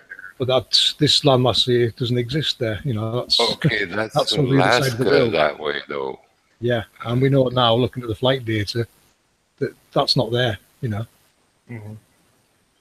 So you can cut that bit off. That doesn't exist. That part. That's actually over this side. Yeah, it's so weird what they've done, you know, because I still get totally dazed and confused. Look at this data here, Jimbo. Now, say you stand in Europe, right, and you're looking over here where the sun was going, the winter sun's there. See how these bend round? See how this data kind of bends round? Curves or arches a bit, yes. Arches. So that's to give you a perceived perception of where the sun really is, it tells me. You know, we're perceiving the sun to, say, be here, but it could be over there. It's further away than we think. Or looking the opposite way, you know, you can look this way. Oh, there's the sun high up in the sky. But we're looking through these layers of magnetic data. So someone standing here, say, you know, it's almost like a 3D projector.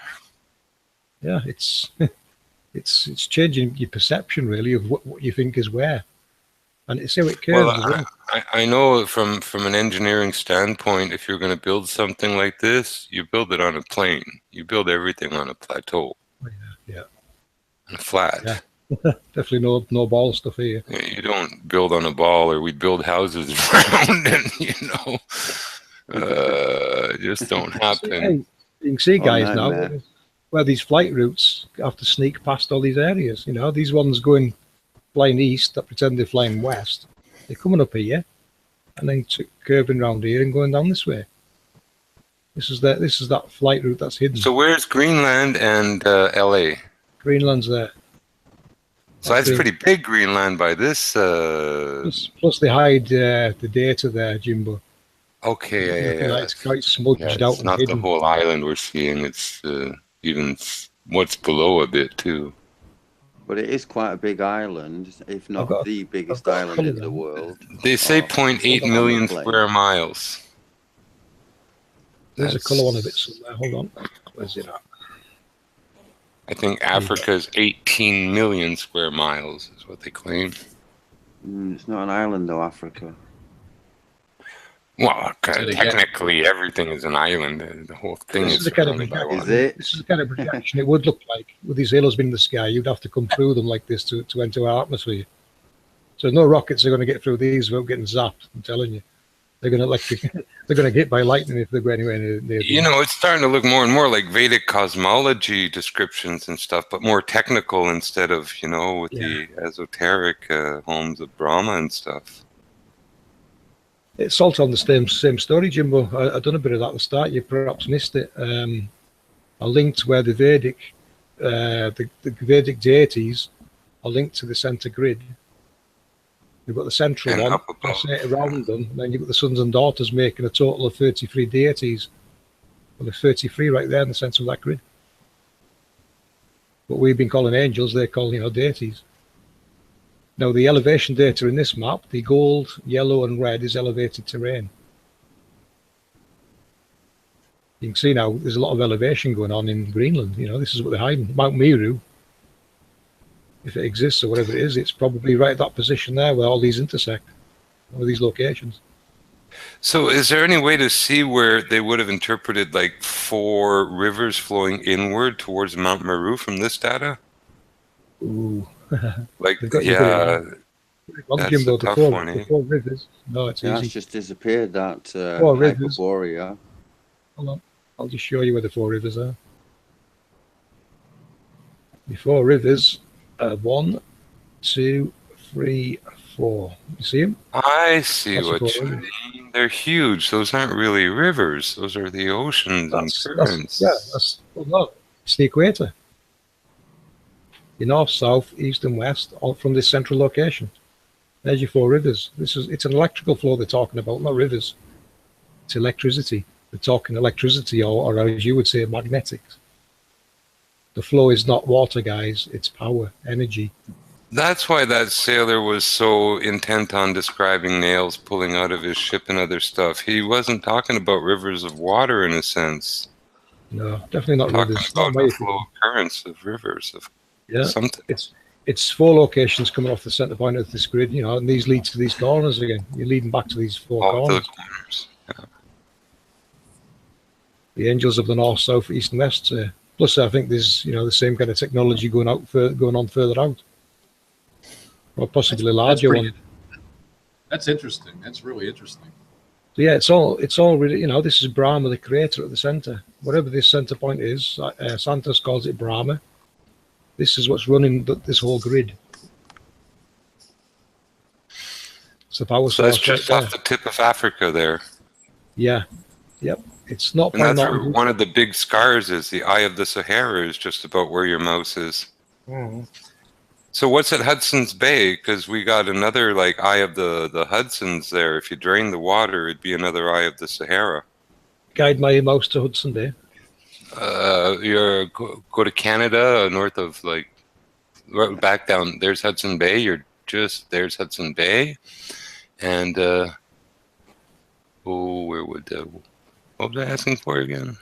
You just fly down there. Brain fart. Yeah, this bay, yeah. Okay, yeah, Hudson's Bay right there. That whole thing, if you drained it, it has those circular formations like going towards a bullseye, just like the Eye of the Sahara. Probably a halo, right? There's probably an angel below it and a halo above it then. Because that's what I'm saying. We know there's lots of smaller halos in between these larger ones. Yeah, because again, I can show you maps actually how it looks if you want to, PV. Yeah, go for it. I'll just pause that there. Okay, if you actually have that hole in Africa where that grid line should be, here, if you actually, here is the middle, roughly. Then you go here, you can see again here those islands are pushed up. Actually, if you hit the coast, you can already see an electrical discharge over here. And it goes in that same line. Here you can see the line. These islands follow that line up, all the way to here. Here you can see that line actually on the Earth over here. Yeah, it's very likely that volcanoes and volcanic activity is from induction and not from like Yeah, that's what I was core and all of this molten theory bullshit. If you see induction between the halo and the angel below. Definitely. Yeah. This is exactly on the line what you're seeing now here. So that's very clear. It also creates volcanoes in the right circumstances, or possibly can fire them up even. That's why there's so much not because there's so much dust in the air, it's because the power came from between the ground and the sky and generated, the volcano, the ash, and also here the electrical go discharge. to Hudson Bay. Yeah, There you are. Bay. And there's your circle, see? Yeah. Here we go. This is not one circle. Oh yes, there are more. Here's another one. Here's another one. Here's another one. And there's one crater lake, they call it. It's no crater. There was no impact there. Here. Right there, yeah. There's no crater. There's no impact. There's nothing to mine there. It's no.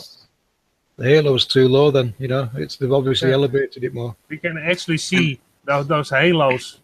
You know what? All around the edge of Hudson's Bay there, on the eastern slope there, on the east coast there, right where you are, but at the east coast of Hudson's Bay, there are 2,000 meter high freaking rock formations that were made by, electrostatic I bet it looks like they've been. I bet it looks like they've been grown or stretched, does it, Jimbo? If you look at what got carved out? A good example would be Devil's Tower. That has definitely got one below it. If you look carefully at Hudson's Bay, at Hudson's Bay on the east side, you have the growth of those hills and stuff around that ring on the east side. That's west, and those were carved out and made from what came from the center where those rings are. All around the edge, there's a couple 1,000-foot high ring of rocks. You don't want to try to climb them. They're just that dangerous. But all around there are just thousands of foot tall, like you can see it here. Rock faces that were grown. You can see the shadows over here. That indicates that they are high. See? Oh, they're very high. Some of them go up to 2,000 meters. Yeah, well, 2,000 meters, 6,000 feet. The grid below goes right past it, Jimbo. It's actually going into the water on the on the east side. Yeah, definitely going to be elevated more on the east side. There may not have been water there when the event happened, or less. I'll just flick to my screen so you can see. If you wait just a second, this is Devil's Tower. And if you go to the southeast, you have in that small place, you have the other discharge nearby. Oh, you're not going to be liked in Flat Earth and the people who believe that's a giant freaking ankle of some giant or the tree stump. See?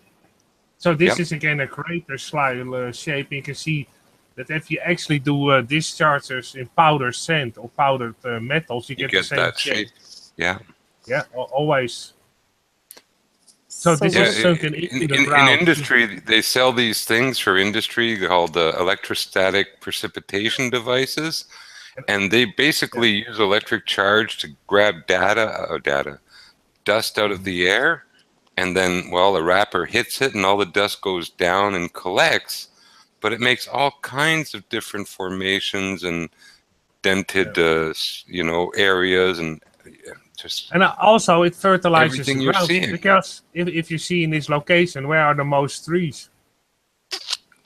On that side, because it fertilizes the ground, and it also mineralizes the ground, and it attracts iron. Well, it cooks some other stuff, because some of these mountains, like in Quebec, you have Mont Saint Bruno. For years, no one knew it, but they had a emerald and ruby and sapphires that were coming out of that mine, and other mountains nearby. Now they've been mined out. These things only go down 300 feet, and then there's no more. Yep. So what do you guys think about the... It fits every time. If you go, also, if you take a look at Devil's Tower, and there's somebody took a very close by picture, you can see all minerals in Devil Tower, in the stone. You can see all kinds of shiny minerals. Yeah, it's been stretched upwards, grown upwards kind of, and slightly twisted. It should have that appearance, rock when you look at it. Yep. You look at some mountain ranges and you'll see some of them actually make a perfect spiral. Oh, yeah. What were you going to say? Go ahead, Juan. You were going to say something? I was going to say, what do you guys think about, I think it's called the Giant's Causeway. I'm not real sure where it's at, but it's that formation of rocks that they say was formed from a volcano, but it goes straight up and there's just no way. I mean, do you know what I'm talking about? I know where it is. Crystals can grow to any size. There are caves with beautiful quartz crystals that you need semi-trailers to haul out. Yeah, well, is that Giant's Causeway? That's like that as well. Those are sort of hexagonal, look like stepping stones or moonstones. But even those can form naturally. You look at mud when it bakes and cracks, it can form hexagons, It just... Yep, indeed. You see that map again, Jimbo, yeah? Yeah. You can see where the grid... Is this the area you said was elevated? Oh, it's on the east. Yeah, that would be the curved side. Yeah, that would be the east side. Yes. That's why it's elevated, because this grid, when anything on this grid when it crosses land, appears to have more elevation. I've noticed that myself. Very elevated areas, and it could be it could be the sun. Having to put the sun's going past, or the grid above it, or the halo above it, whatever's causing it. I think the sun's shorted out over Africa, over Hudson's Bay, somewhere over like the Sierra Nevadas there up. It was having a frick around time, the sun, for a little while. Either it was accidental and natural. I think it was during setup, Jim. You can't have just switched all this on and it worked. This has been done over a very long time. Maybe they turned on more areas. Yeah, well, to me, it's a construct, and it's took a hell of a long time to build and perfect. It can't have been switched on. Oh, yeah, it all works. Let's go about our business. So before all this was here, this projection technology, obviously there was land and water. I'm not saying this technology creates life. It just enhances it. It's been designed to enhance our world, our realm. It's a construct. I know it's a construct. I've got no problem agreeing to that there's a creator. Zero argument there. Well, where life came from, I've no idea. Human life, animal life, where that comes from, I can't say. all I can relate this to is this is what's causing this, that, and the other. And well, there's something that gives us genetic memory, and we don't really know what that is. I mean, you know, there's memories from your grandparents, your great-grandparents, and everything in you, and in me, and everyone, you know. There are things that, you know, with all the telescopes, microscopes, and other stuff, we may never know. Like, you know, flowers and plants, a rose and a pansy, they have 99.9% the same genetics, like most plants. They're that close. Yeah. What makes a pansy and a rose? Maybe it's genetic memory. What we can go back to, I suppose, is you know, the old texts and scripts say that there's the creator and the destroyer and the maintainer. All these different type of technology. Obviously, they've all got different roles and do different processes. Well, these are all just machines. Again, when you try to change what they call nature, there's a checksum value in there. I'll tell you how important it is. Imagine, like, you have a scale and you have a car that's made of, like, literally a few thousand pieces or more. Okay? Now, your scale can weigh it into 1,000th of a gram exactly. Now, you put your first perfect car made on it, and it weighs exactly what it's supposed to with no overage, no underage. You put your second car on, it's 7 grams off. Now, is that important? Well, that's a bolt. Doesn't sound too important, but what if that was your bolts for your brakes? A little more important there. Or what if it held down, you know, one of the grommets for the engine block? There's a problem there. Nature and the design has provided what you call a checksum. The checksum says that, well, that car is not perfect. It's going back. Send me one that's perfect. That's made by the design, by the code. So we try to change flowers to make GMO wheat and apples. We do it. It's a temporary thing. These products, these natural things, have a checksum, a code that's designed into them. They fight to go back to what they were. So these ideas that one day we're going to have humans and machines, you know, that's bullshit. The machines could never really adopt the spirit, or, you know, the genetic memories that we have, or that any living thing has. You know, so that's just more bullshit of the rich and the idle rich that never want to die or face reality. You know, and most people are in this kind of fear mode where, oh, they're going to die one day. No, I'm not going to die. If I eat vegan and do all this, you know, and drink my own pee and maybe some, I don't know, peroxide, throw in some, you know, bleach and others, do you have a wonderful, longer life, you know? It don't work like that. I like that analogy. Throw in a servo chip into your brain, and then, you know, a 12-volt battery to it, and, you know, maybe one like keep the heart going, and no, you're just a robot then. You're not a person no more. No, you can't transfer a human soul or spirit into another computer or machine of some kind. It don't work. One of the flimsiest, most macabre things that could possibly slightly work that I wouldn't want done is, like, what do they call it when they take a head off one person and grafting? No, thank you. But anyway, you know, if people are afraid to die, they should just die sooner, for frick's sake, you know. Get it over with. I'm just leaving. I'm just going to leave you in a bit because it's very late over here. Just before I go, I want to show you this picture. Actually, there was supposedly found a giant monolithic stone in Russia, and I see on the Alex Jones channel and all, but even I think the BBC and other news channels showed it, and that stone wasn't fitting on the grid of FPV. It was way off. I thought, that's strange. Then I looked at the stone some more, and I thought, I recognize the stone. Yeah, actually, as you can see on the right, it's not real because it's actually a doctored picture. An alternate picture, supposedly in a block of stone originally, but it's actually the stone in the site of Ollantaytambo in Peru. My God, and I know that site. Well, they photoshopped it. They put in small people. Yeah, clearly. They put small people in a Photoshop. This is an actual real picture, and I've other pictures just like that you can actually see the size of this stone. And I doctored it and passed it off as oh, we found something new in Russia. And when I looked at the site, I thought it was way off the grid, and I tried to find this site because I want to verify anything I found. Just not one picture, no. I want to find every angle of that picture and actually the location, so I can clearly see if it's true or not. So I was searching for this picture, and they gave a location. So I was looking in that location. The mountains weren't there in that location. The site wasn't there, and after, you can see it's from 2014.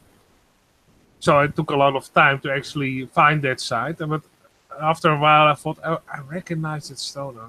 So where did I recognize it from? And then I was doing some old things from Peru. Was flipping through some pictures, and I thought, hey, wait a second, that's that stone. So don't trust that. Huh?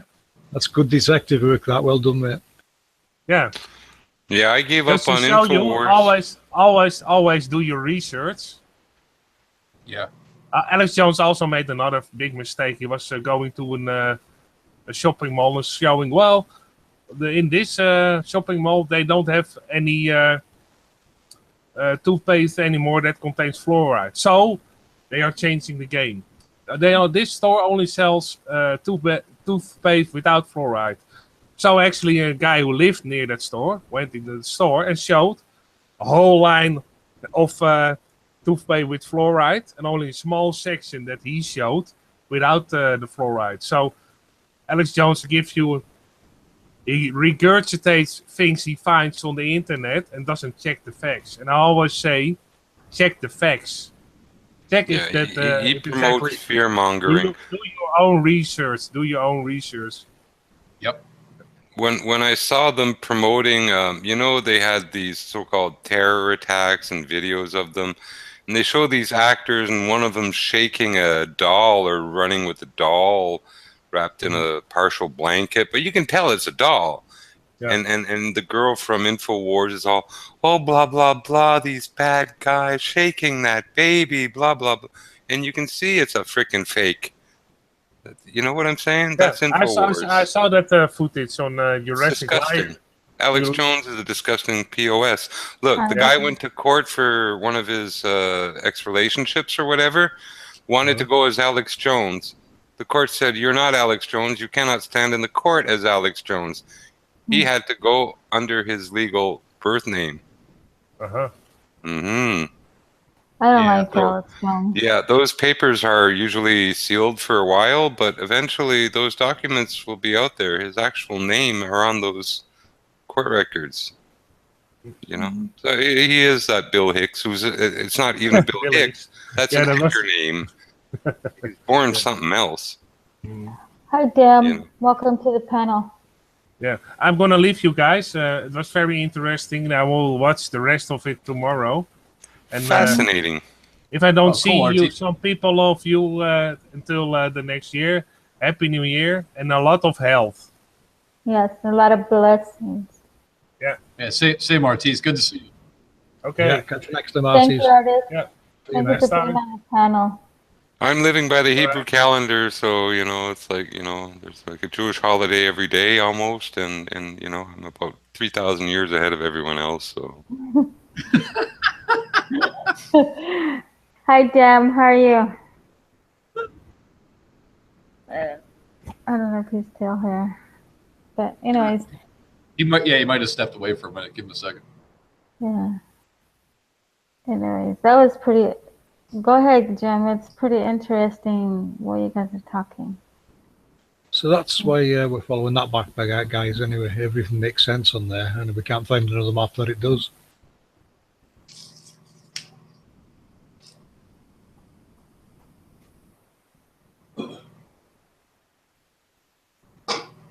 Back to Vedic and Enoch. Yeah, if you look at the start, Jimbo, if you missed it, you will see done a little bit on Vedic stuff. And how it correlates to the center point of this grid. Syria is a flat church, I guess, or a whole flat religion. Here in Ottawa, we have a Flat Earth restaurant, I think, Flat Earth farm. We have other stuff Flat Earth here. So it's real for a lot of people. It has been long before the 2 years ago, and all this stuff came into a little, predominance. Oh, by the way, I reordered the light. Wah, wah, wah. I ordered the True Night TN42. The second time round, the first order, they shipped me the TN39, which, well, ain't much bigger than, a pecker. So I shipped it back.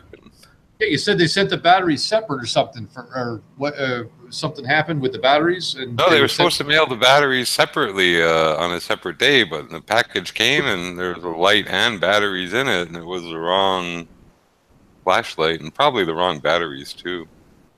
They sent me the TN39, which is a puny little thing, and funny thing too, I sent it back, but I wanted to just get it exchanged really quick and stuff, but I had to wait. They couldn't just do an exchange, give me my labels, let me send them back and do an exchange at Amazon. No, they had to put the money back on my card and I have to reorder it, Oh. So I reordered it. It took that long to get the money back on the card.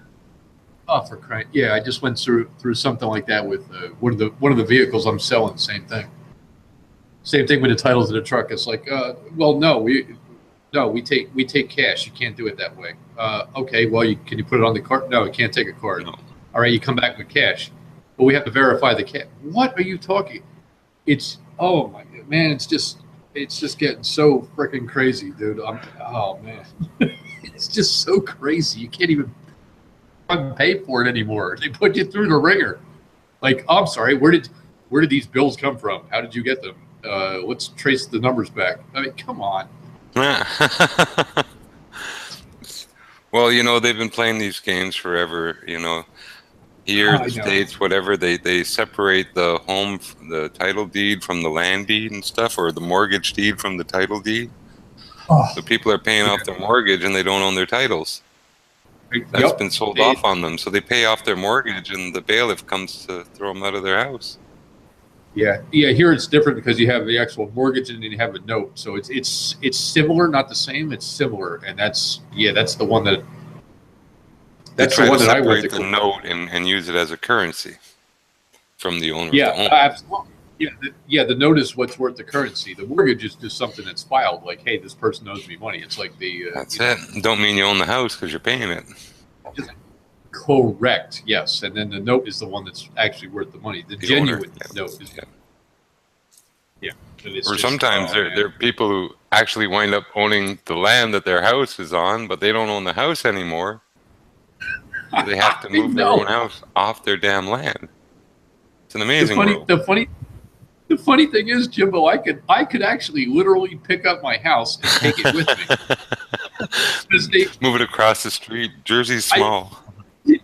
I'm not kidding. I read through it. I read through all the documentation, and I could literally pop this thing out of the ground and take it frickin' across the street. It is. Oh man, it makes you want to vomit. Too bad there wasn't a state line across the street. You might save on taxes and get a bunch of your neighbors from across the border to come pick up each a corner of the house and just, hey, welcome to Tennessee. Bring the guys over with a couple hammers. We'll rip it down. It's like no, we'll pull it down. We'll reconstruct it over there. That's all right. It's absolutely so idiotic and crazy. The more you look into it, the more, pardon me, ticked off you get. And I'll leave it at that. It just, oh man, it just ticks you off. Well, I was, I'll tell you honestly, I was suffering from a lot of stress, and you get heart problems from that.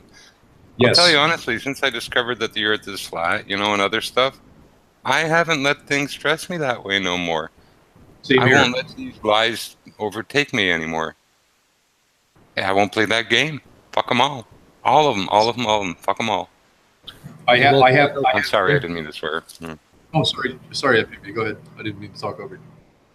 No, I was just saying there's a volcano. You can see now how it would be constructed.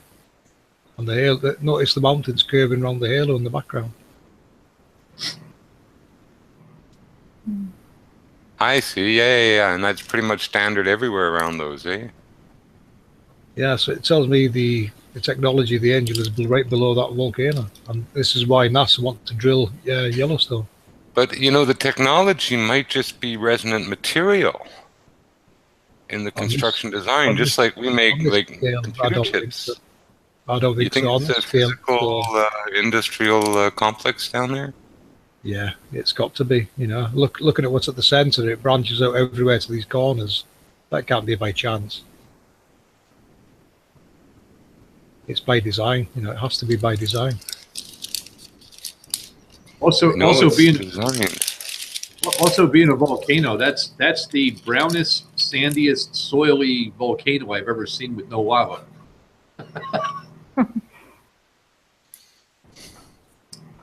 Well, there are ash volcanoes, mud volcanoes, all different kinds of volcanoes. Oh, sure. I get that. I understand that. I just kind of pointing out and making a joke at the same time, because I know Joey Rocket from Hawaii does a lot of volcanism type of stuff with the tunnels. Yeah. What I find funny is the term plate tectonics, because like a plate is usually flat and somewhat upturned at the edges. You know, but just the idea that, you know, the whole science is called plate, and plates aren't usually arcing curvy things because your food would slide off, right? You'll find those plate tectonics or those lines you see on Google Earth, actually, when they're straightened out on the correct map, they follow this grid perfectly. That's what they are. They're part of this grid. Part of the ley lines. Or the part of the thermal exchange system, part of the... Because a lot of this works on heat exchange. That's what I'm saying is the technology there. Electromagnetic projection. And clipping of waves, rectification. We're in a big rectifier tube. That's how it works. It's all plus and minus, you know. Like I say, the way energy is changed, you know, if you want to harness energy, you gather it and you clip it. It's waves. You clip the waves. You separate them in their plus portion and their minus portion, and you create an imbalance. That's how all the electricity, so-called electricity, works. Simply creating a potential difference. It's what happens when water evaporates and gets ionized, and there becomes an imbalance between the earth and water, the oceans, and the sky above. These waves get clipped. Part of the way they get clipped is hitting hydrogen, the free hydronium in the air, at microwave frequencies, and being turned into photons or light waves. Because waves... What would your view be, Jimbo, on the pyramids harnessing it in some way? Well, there's water flowing and normally flowing underneath the pyramids.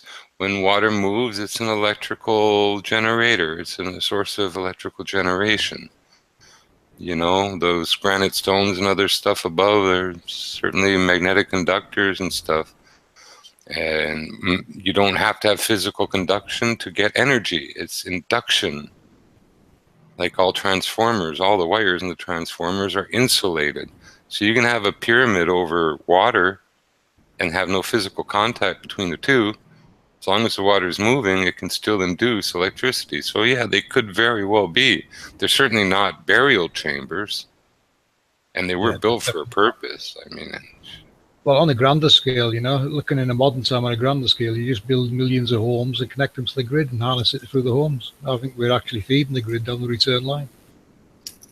And looking at that image up on screen there, there's your halo, and there's now a source for where your electricity is coming from.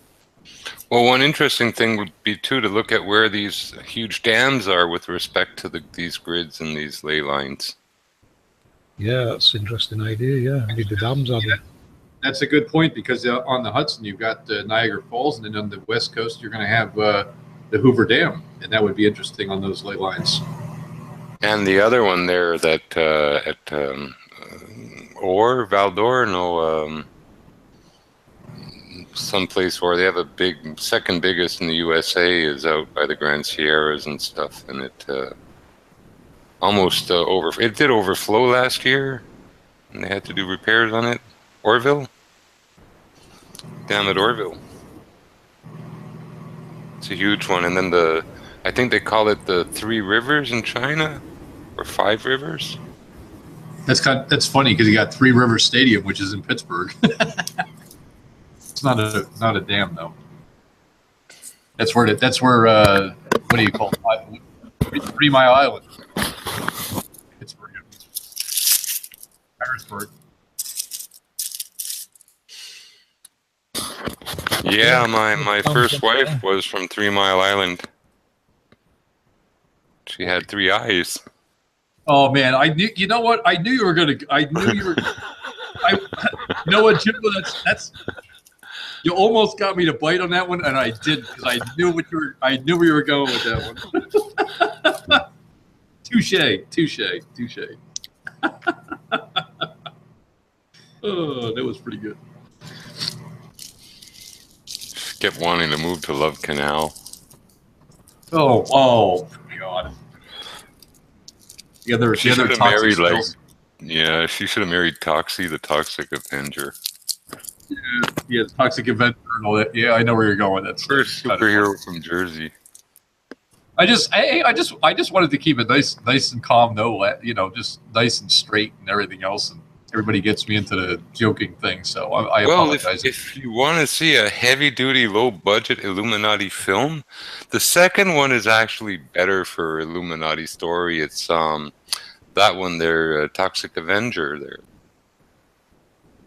I don't know if you've ever seen it. It's a very cult film, but the second one is they take over Jersey, and it's a corporation that's an Illuminati corporation. Chaos, destruction, havoc, murder. I know they're always about New Jersey. It's always just like everyone from New Jersey.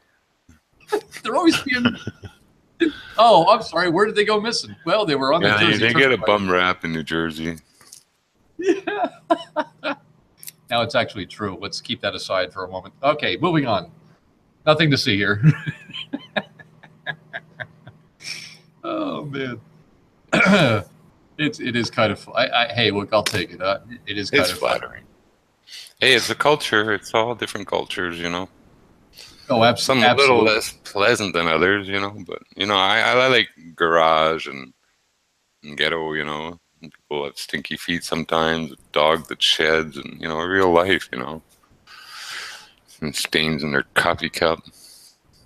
Oh yeah. Well, we did that. Terrible coffee. I heard about your coffee, Larry. Yeah, the coffee. Well, I thought it was all right. He's like, coffee. Yeah, because Zulu asked me, Mark. yeah, Mark asked me, you got coffee? I'm like, yeah, I can make coffee. And then Jimmy right away chimes in. He's like, what's the date? What's the expired date on there? I mean, expired date on coffee. Freaking Jimmy, man. I mean, it was. Look, I wouldn't change it for the world. It was a great time. Had a lot of fun with everybody that came, and some new folks too that are not around. A couple that aren't around YouTube too much. They have their own different websites and through different social media. And actually, real smart then. Yeah, they actually came, and you know they I don't know if they're listening now or anything. Some others, and it was really cool. And we did a regular jam session and everything else. It was a lot of fun, and I wouldn't change it for anything. It was really cool. Really cool, a lot of fun. That's all I'll say. And the numbers are growing. Yeah, they are. They really are. Like I said, I was surprised, Jimbo. I got contacted from. As a matter of fact, bless you. One of the people that showed here actually went to the same high school that I did. Graduated 2 years behind me, and never even knew. And it was kind of weird. It was like out of the blue. And he's like, "Oh yeah, I went to Warren Hills in this date and time and everything." I was like, "Oh my God, you're kidding! You were in my sister's class, who's younger than me by 2 years." and showed up. Very nice guy. Has his own. It's called truthpirates.com. Actually, has his own website, and again, flat Earth and different things and all kinds of, and they've got their own websites and they don't do so much YouTube. It was just kind of interesting because I even asked them, like, well, how did you even find out? And I guess they found out through, because I put it out social media, and it was obviously on YouTube and everybody and stuff like that. So it was pretty cool. It was a lot of fun. Good people, good fun. Thanks to Zua One for bringing down the hot dogs in a blanket, because he and his wife made a ton of them. They were gone within hours. I was surprised. I met 3 out of 3 Nigerians. Okay, and no one likes Nigerians, but they're all flat earthers. 3 of 3. I do. I don't mind anybody. I mean, no. Aye, mate. But yeah, 3 of 3 are flat people. They consider themselves black Jews and stuff, Hebrews, but still nonetheless, and they even speak Hebrew. But they're flatties. So but these are like hardcore Orthodox people there. So. I've actually, Jimbo, I've actually met some from all different backgrounds, all kinds of mixed backgrounds, all over the place, and different things. And some of the ones that you would think at first glance, because and I'm guilty of this too. I can't say anything about it. You kind of judge somebody right away, and then you're like don't want to approach or something. And I have been pleasantly surprised because the ones that you would normally approach are the ones that you really probably don't want to be around. Some of the ones that you would not approach are some of the nicest folks, nicest people, nicest individuals that I have ever met. So don't judge a book by its cover. I'll tell you that from experience.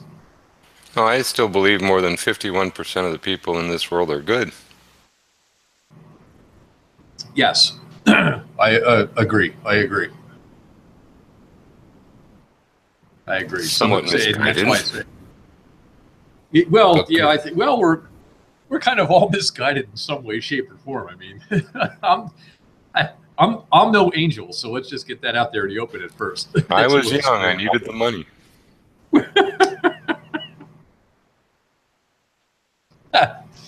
Oh, I swear there was no pole room dancing going on. No, I'm kidding. It was actually a club. We paid for it. Okay, moving on. I had to kill him. Check, please. Oh, man. Oh, we weren't talking about that. No. Moving right along. Yeah.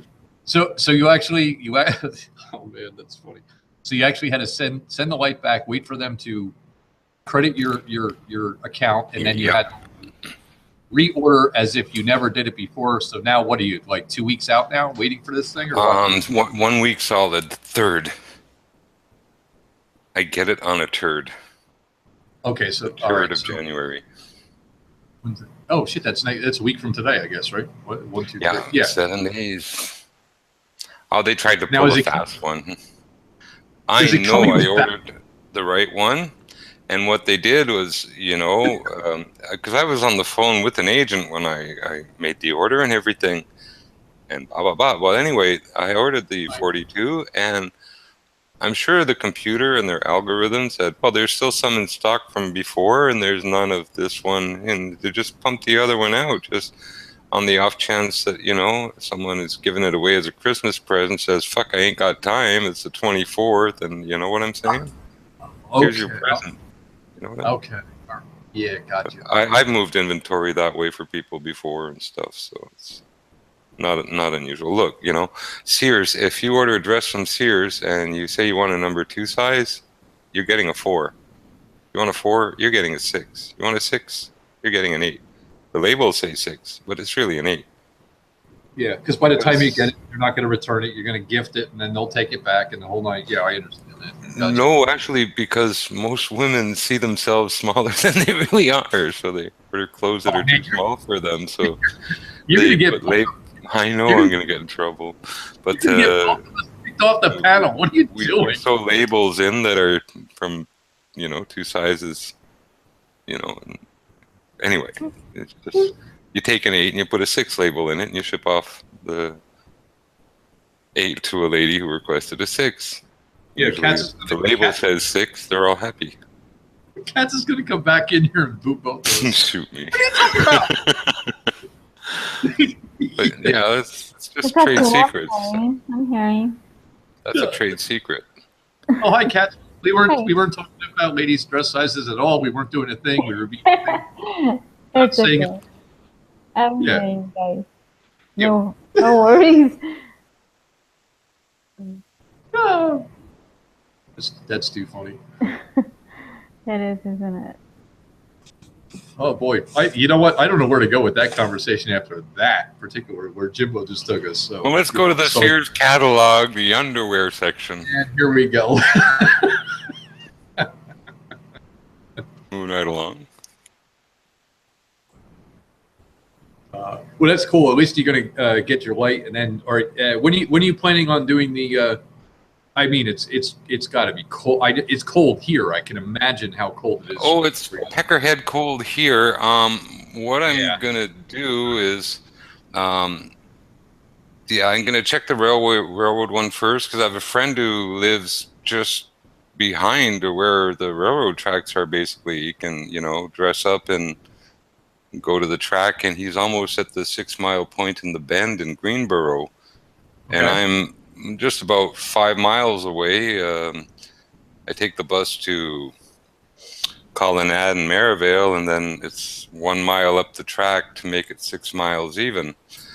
And well, I'll probably give it a shot from the 5 mile mark first, and hopefully he'll be at eye level to the track and stuff, and try to go straight across the tracks and stuff. And there's 2 overpasses between at the 5 mile point, because they don't like level crossings no more, so they're 2 overpasses, but there's still a direct line of sight for the full 5 miles for beam of light. And what's nice is a lot of it is trees on either side, and it's all dark. Yeah, it's good. Yeah, it's almost like a tunnel where you're going to shine. Almost exactly, for good stretches of that. Yeah. Right. All right, cool. Yeah. I'm going to try with Andy and Steve, and we'll do some dry runs on the railroad track and do that 6 mile stretch, pull it to 6. If all things go well there, that's cool. We'll have some recording of it and stuff, and then we'll look at the water, and I'll probably do the Shirley Bay end because it's farther, and it's easier for these guys to get downtown to Brittany Bay and Mud Lake. It's just down from the Parliament a few blocks, if you will. So okay, so all right, so the lake will be like the second test, and about how far is that? The bay is 6.03 miles, and the beach in Shirley Bay goes up along kind of west, and as you walk along that beach, you extend the range or the distance by 6.3, 6.4, whatever. Whoops. So that should be it's the same exact length as that Samuel Rowbotham's little canal there in Bedford. Yeah, so the Bedford. It's the Ottawa Bedford with the light, a nice bright light. See, one thing clued me on is that it was one of my favorite experiments I watched was Jaron and Melissa with a light or something, and at one point he shined it at a reflective thing at his feet or something, and that showed up across the lake, and it was literally at water's edge and stuff. But I have a light that's in these towers, these radio and communications towers. The one is 12 miles away, and I see it clear as a bell. Even in the daytime, when the white ones are flashing, I can see them, and they're 12 miles away. Which you should not. Shouldn't see those. No, you should see them. Not that we shouldn't see them, but my point is, we have an easy time seeing the right white light. There's, for me to think about, wow, a $3,000 laser trip to Budapest and bobbing up and down in boats across the water, and trying to find rays while bobbing like a apple at a birthday party. I think it's supposed to be frozen and stuff, and actually that brings a question too. The water source you're talking about, is that a fresh water? It's going to be frozen over. Yeah, it's fresh water. Oh, it is. No, it's a big body of water. It doesn't usually freeze over, and it would take a while to freeze over around here. Fact is, things have just started to freeze here. I mean, normally we have a winterlude, Right, and right. often things are up and running, you know, mid-December. Oh yeah, you got Last year we had snowmobile, 1 week everything. Yeah. winterlude, everything melted. There was 1 week of skating for the whole winter on the canal. It was Oh, a wow. mild winter. This year it's a little Oh, colder, wow, I'm but shocked. we don't know what can happen as soon as we hit January and stuff. It could warm up and everything melt again.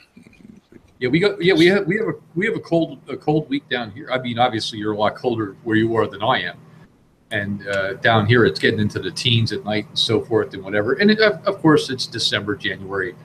It happens. It's not global warming or anything else. It happens like all the freaking time. So every year, you know, and then we'll get into the warm spell and into January and stuff like that. And you know, it'll warm up.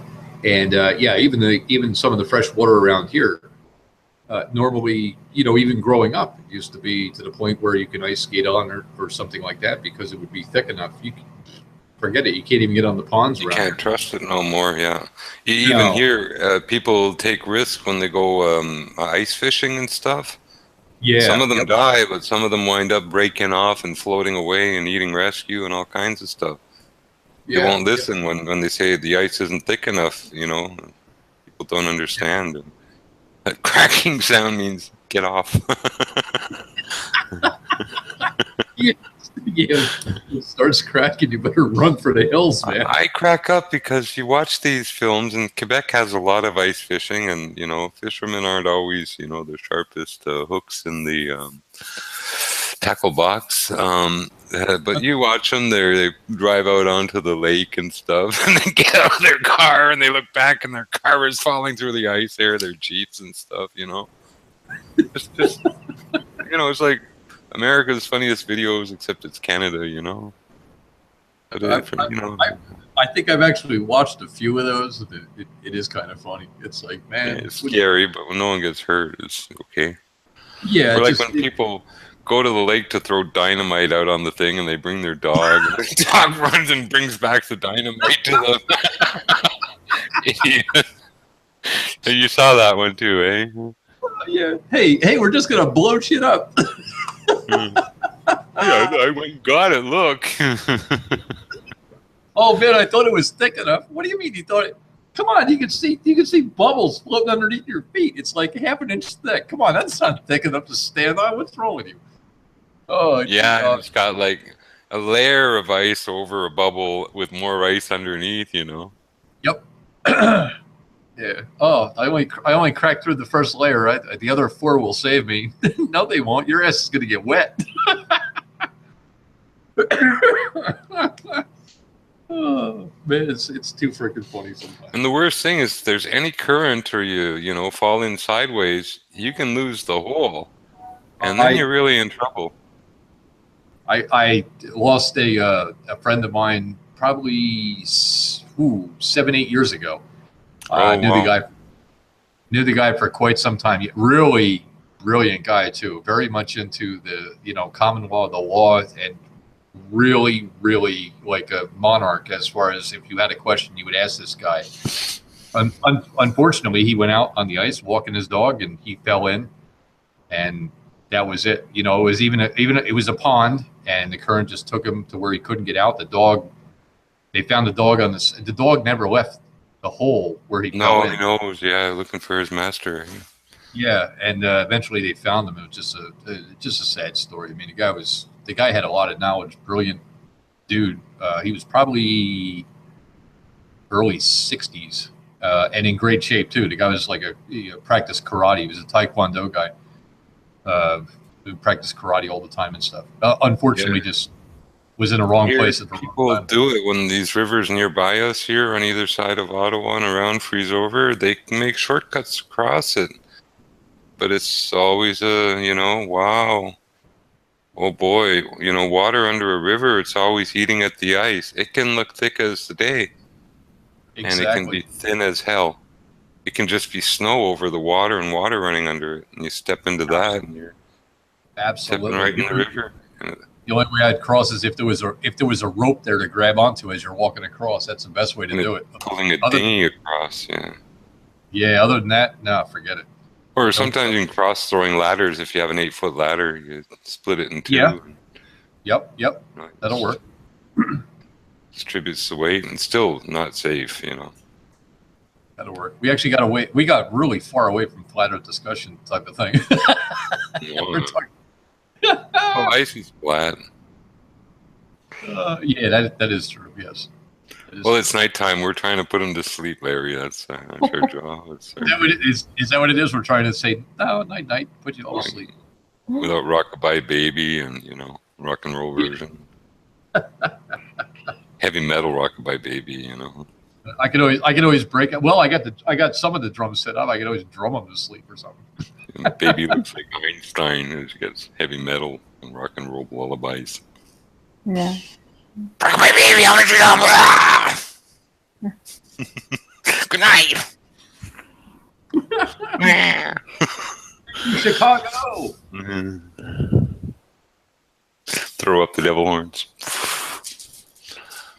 Well, you wouldn't believe it, eh? I got 6 monitors up now. Holy crap. Here, let me give you a tour. It's sick. Where can I give it from? I don't know if this has the drivers that'll load them. How's your plant doing there too? Because I know last time it's still flowering and going slowly because I'm not adding anything like you know, these so-called fertilizers to, you know, grow the bud faster and stuff. So it's on a big tomato plant. It's a 7-foot tall tomato plant. Oh wow. Yeah, there ain't no tomatoes on it though. No. I thought it was something else. Yeah, it is something else. It is. Yeah. It is what I'm thinking. Okay. But I really don't put any fertilizer while it's flowering. Some people stop 2 weeks before, you know, it's ready, but I just stop when it starts to flower and just keeps all that garbage out. That's cool. But it's it's coming along another couple of weeks. I was hoping to have it ready for Christmas, but nature is what it is. Eh? No, it's all right. And it's only getting 6 hours of light a day, so it's but it's also better off going natural with it than trying to, you know, stimulate it along or something. Yeah.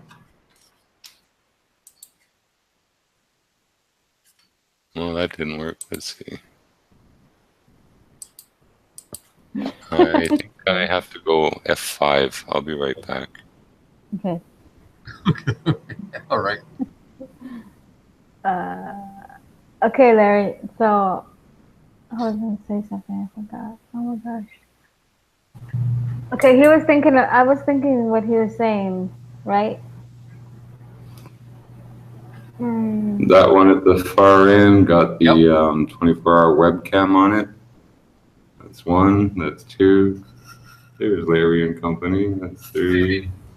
There's 4. There's 5 and 6 over there. Holy crap. Crazy. Why do you have so many? Because I do a lot of work. The one in the corner in the front there does bit mining, the laptop. Uh-huh.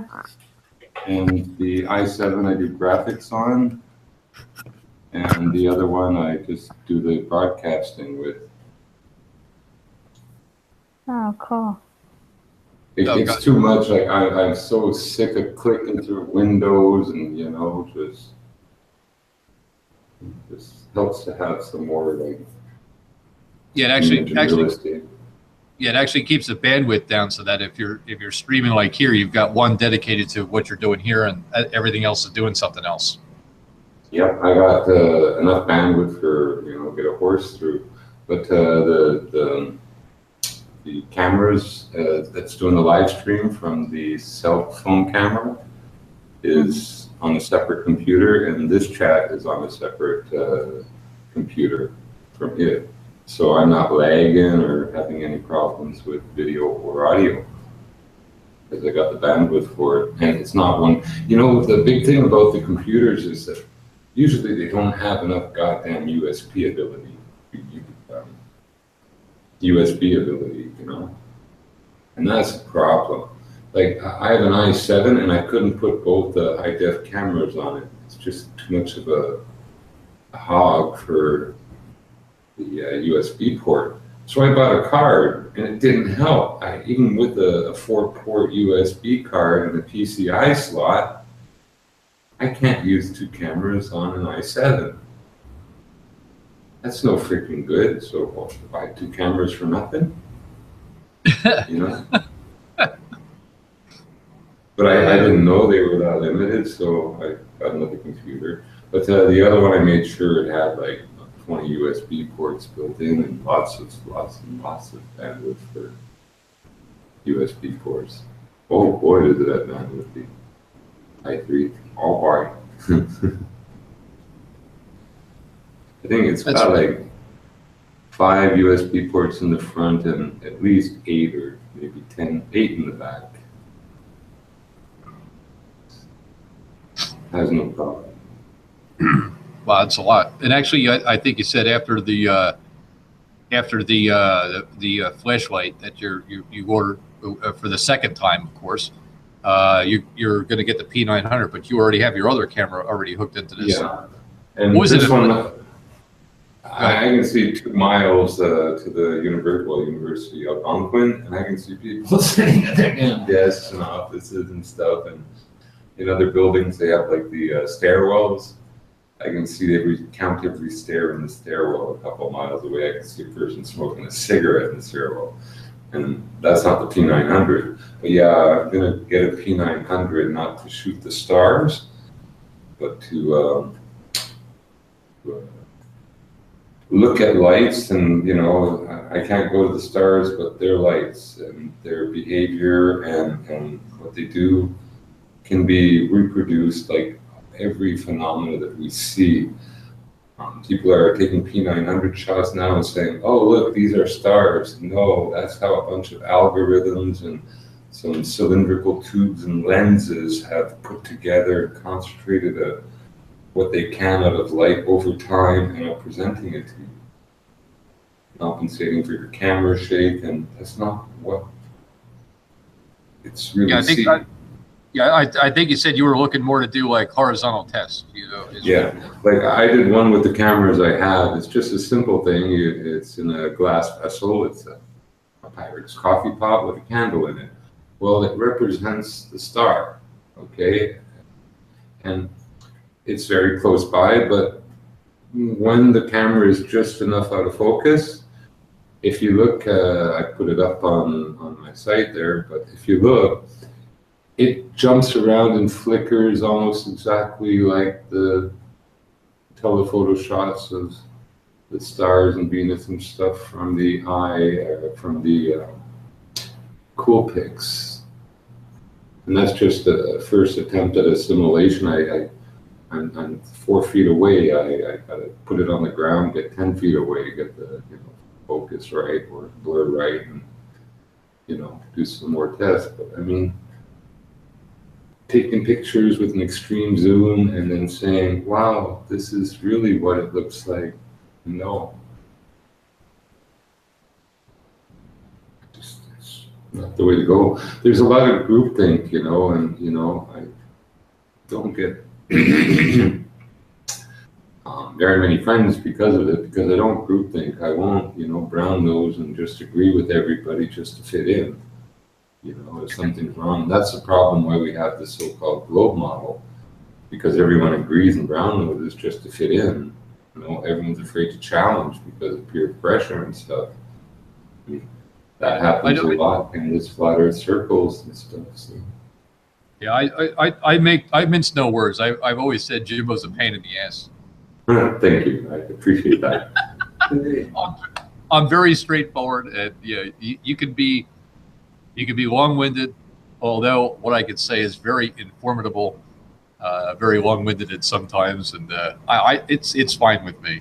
You know, for me, it gets frustrating to hear some stuff go on and on, like, you know, Tesla, like Tesla invented everything in the world, yet nothing's really named after him, you know, and shouldn't be, because he didn't really invent nothing.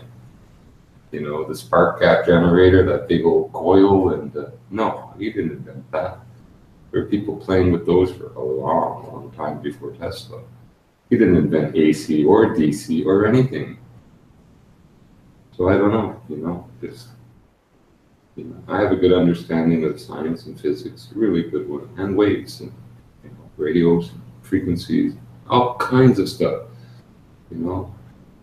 I'm trying to help increase flat earthers' vocabulary a bit, because unless you really understand some things, you're pulling stuff out of your ears.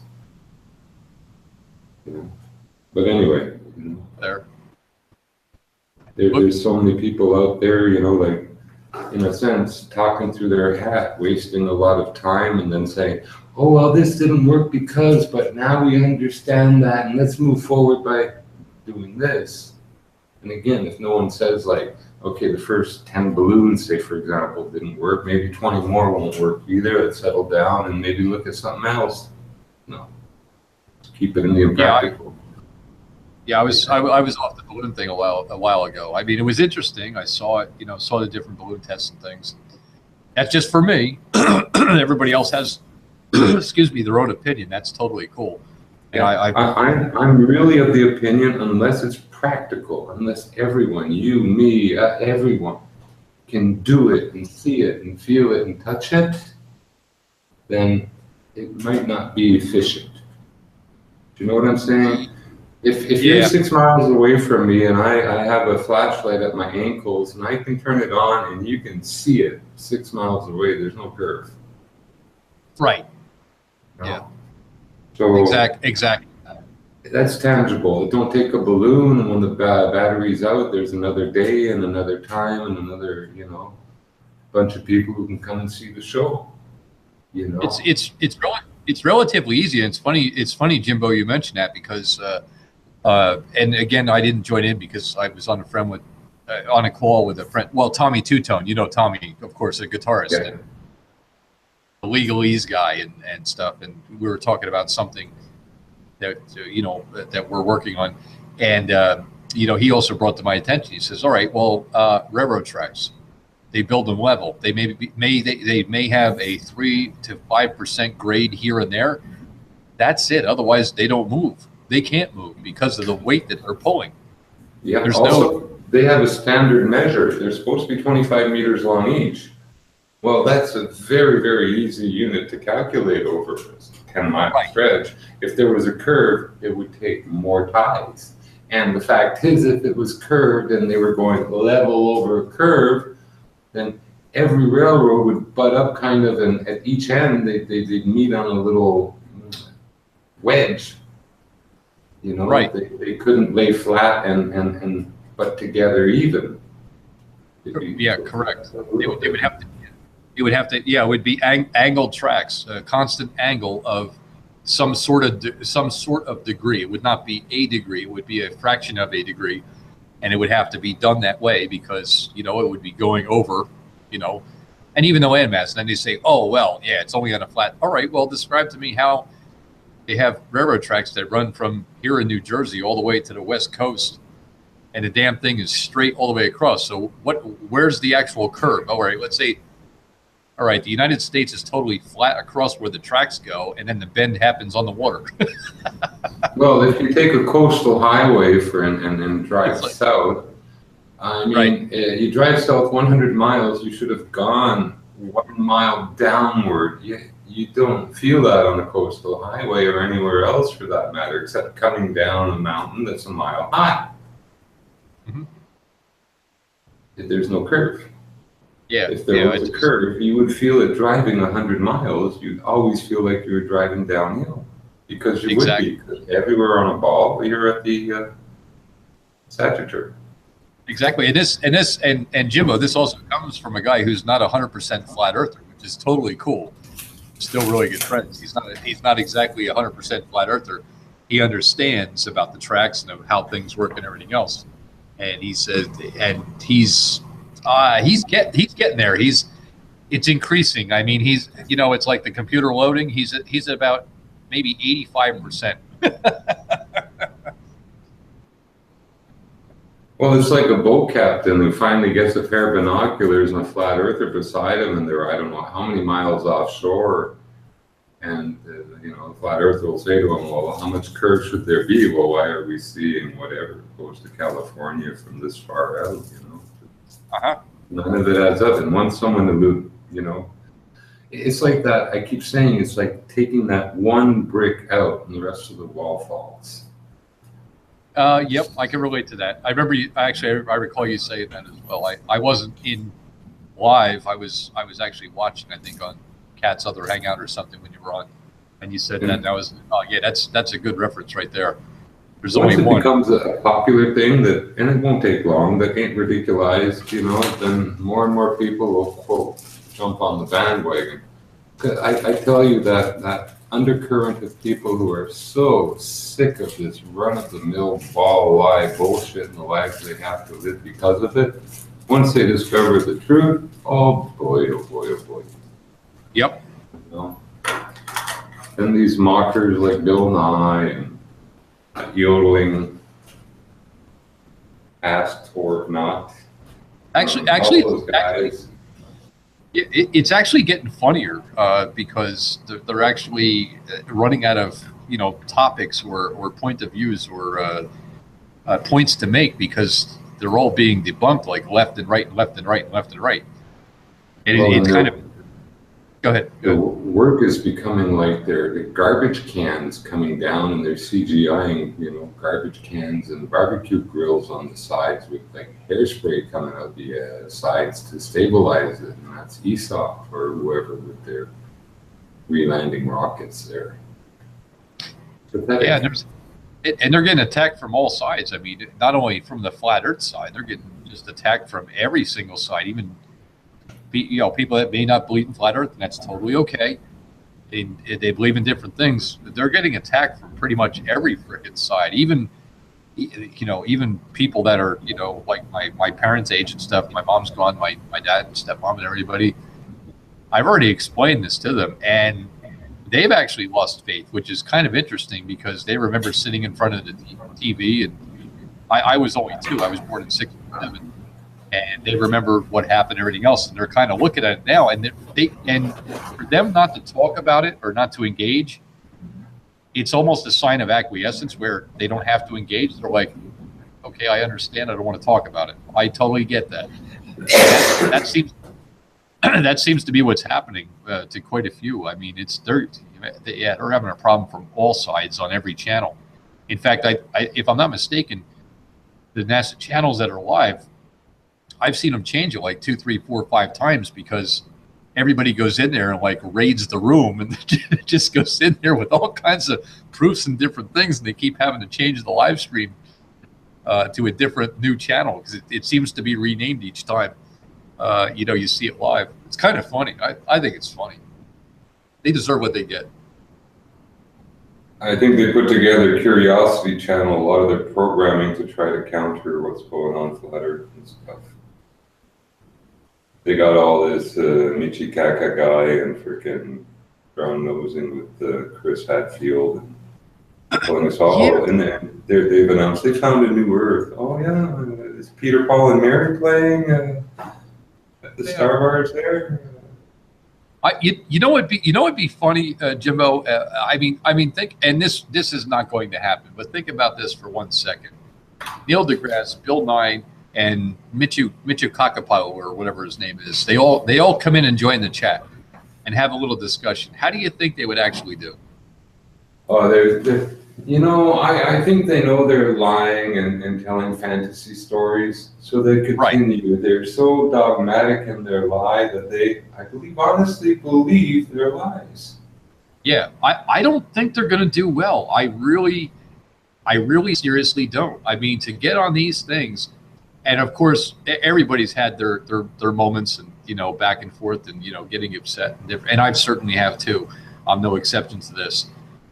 I don't actually know if they can handle it, which is kind of funny because, man, to be on these things and go out, put your face out there, put your cam on. I've seen you guys, you know, I haven't seen Cats. I've seen FPV. Jimbo, you and I have seen each other on cam many a times and stuff, and all the folks out there. Oh no, I hide because I'm a shill and a troll, and I worked for a couple of months with A4, and we plotted stuff together in the background. This according to Adam's so funny.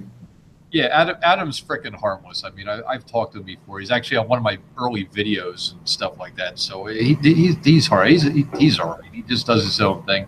And you know, once you get into this open forum where there's no questions, it's all about just the content of what you're talking about or speaking about, or you know, like Cats will present, or FPV will present, or you'll present, or I don't present shit. I'm just here for I'm just here for the cookies, to be honest. And yeah, just keep on going. You know, that sort of. Not many people can do that. I don't think that they would fare too well without a script or teleprompter or something. And they would be crushed like within minutes. Oh, I'm sorry, my computer's something's not going right. I'll have to rejoin. It must be gravity taking my computer away. My bandwidth is down because the Coriolis effect is. Oh, wait a minute, the satellite moved, and all of a sudden it will like dip out. I have my Wi-Fi on a bungee cord. It's twisted between strands, and I wind it up, and then it spins like a Wurlitzer one way, and then it spins the other way. You have to explain what you got to explain what a Wurlitzer is, because nobody knows that that's an old jukebox. and it had speakers that were on mortars that would rotate them real fast, real quick, and then slow them down, and it'd make like a funny sound, like or whatever. Like Wurlitzer. It was a fad. You couldn't give one away today. Yeah, nowadays one of those fixed up, or you know, they're worth some money, and it's just nostalgic. Right? Yeah, it is nostalgic. It's like those their pianos. They made so many, and they're made so cheap. They're not worth repairing for the most part. And if you do, it's for a museum or something. Yeah. I still have to admit, I not only have a VCR that works, I actually have a record player that plays all 3 speeds, and I know the speeds in 33 and a third. So don't even go there. 45, 70. You keep a crowbar and a knife to get the tapes out of your VCR? Yeah. Yeah, the double screwdriver to make sure, and then to rewind it. I'm surprised because those tapes age over the years, become brittle, they stick, they got all kinds of issues. They fade after 100 plays. I mean, oh yeah, I still have actually. You know what? I believe I do. Let me rephrase that. I believe I still have in cellophane the Star Wars trilogy 1, 2, and 3 on VCR, and I have to go check before, you know, I peace out and do my thing or whatever, and I'll take that. You know, they've got dubbing machines that can play the VCR and burn it right to a DVD. Eh? Yes, I do. They're about $30 at Walmart. I saw one last time I went to Walmart. I thought, why are these still out there? Larry Stevens needs one. Yeah, I may have to do that. You know, get a couple of them on CD to make it easier. Those tapes do grow old, deteriorate, and stick and jam, and kinds of issues, you know. Yeah, well, that's what happens. That'll go on the magnetic head real quick, you know, stick to it. That's what happens when we get older. We, you know, our parts start falling apart.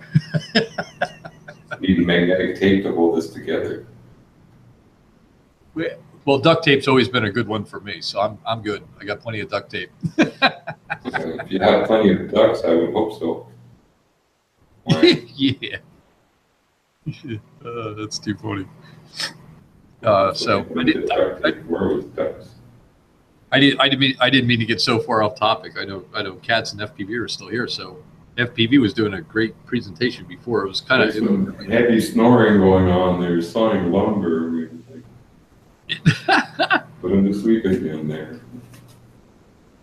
I Yeah, I'm enjoying the map, and you know, the different things in the four corners and the way it works out with the, you know, the 32 with the 33rd. Of course, you know, that's Masonic and blah blah. Anyway, the different circles on there and the areas and the air travel and the whole 9 yards. Yeah, I think it's pretty interesting because it's fascinating. Really, it's sort of beyond interesting. These pieces going together. You know, how right or wrong, no one knows yet. You know, but they're going together. Correct. Correct. To all this. Like I know, I say a big thing. It's like there are no forests on flat Earth. There are no trees. I don't buy that shit, but I say it, and it's my own statement. There is no electricity on flat Earth. There's no electricity flows between the generation power station and even what we're doing here. It doesn't work with electricity. I can say one thing that you know, the powers that be, and when I say that, I don't mean the ultimate creator power, which I believe in. I'm saying the powers that be that kind of run everything here where we are. Man, they've done a brilliant job at effing this whole thing up to the point where. Well, it's good and it's bad. The thing is the corruption. You know, the system isn't necessarily bad. It takes a system, but it's all this corruption and evil, because that's very real. Yeah.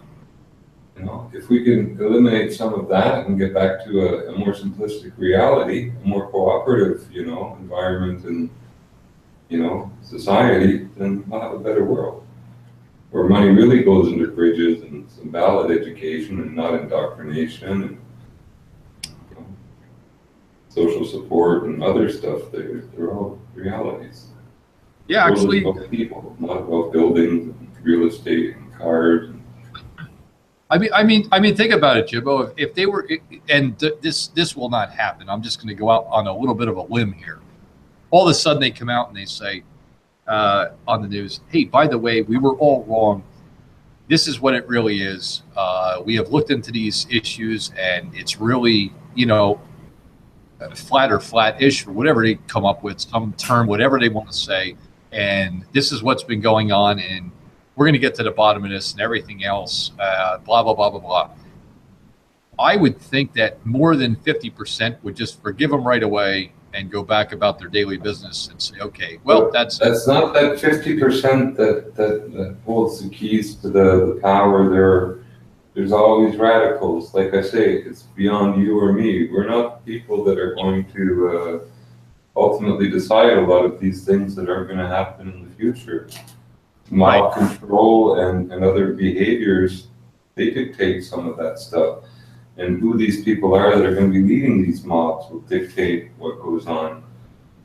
You know? That's kind of the scary time, because you think about it, and obviously, we've been around, you know, we've all been around for a while. So, I mean, I'm not just saying myself. I've been around a little bit, and over the years, seen a lot of things, and it's kind of wild. Just be careful who you follow, who you take up arms with, because you can see it in movies, you can see it in social media, you can see it, you know, here, you can see it everywhere.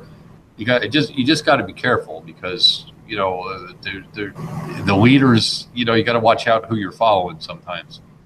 It's happened to all of us from time to time, you know. Just be careful. Use a little caution. Use a little common sense is all I'm saying. You know, the Indians described the European, or that spirit of the European, best when they said, the white man is a snake that speaks with a forked tongue and crawls through its own shit and excrement.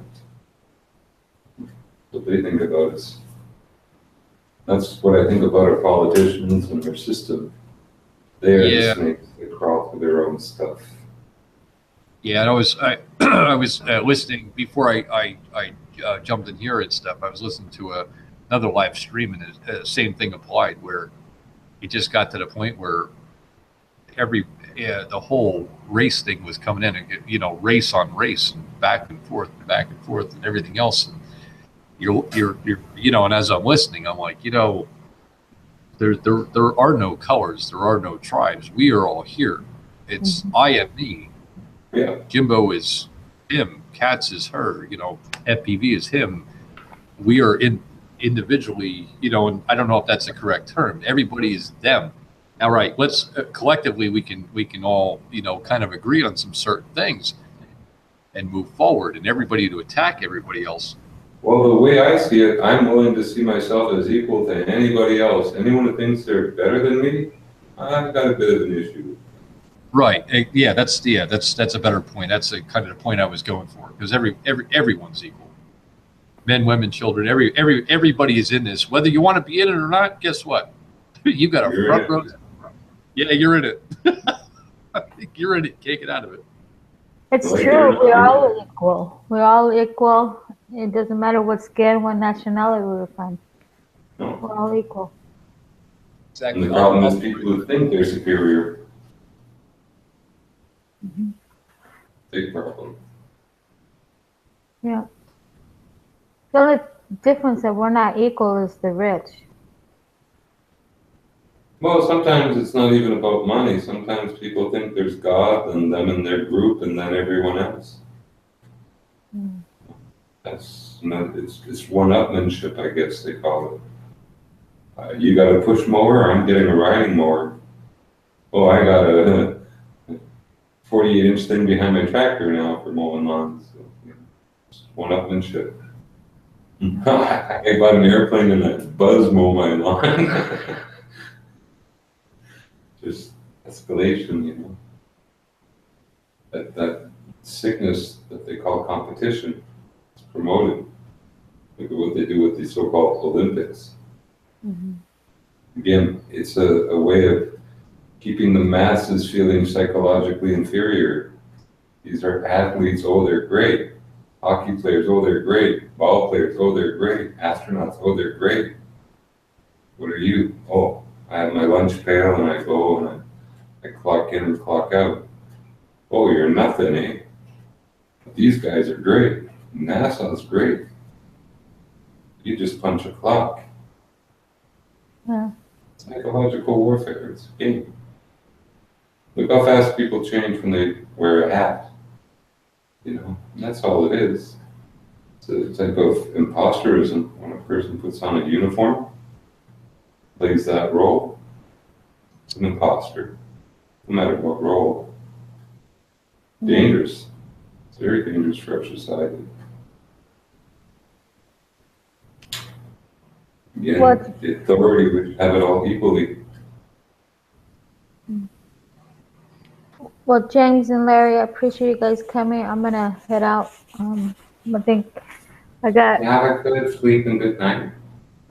Okay. Yeah, All right. I gotta work Thanks. tomorrow. Yeah. Thanks, Katz, for having us on. FPV, Hey, James. anytime.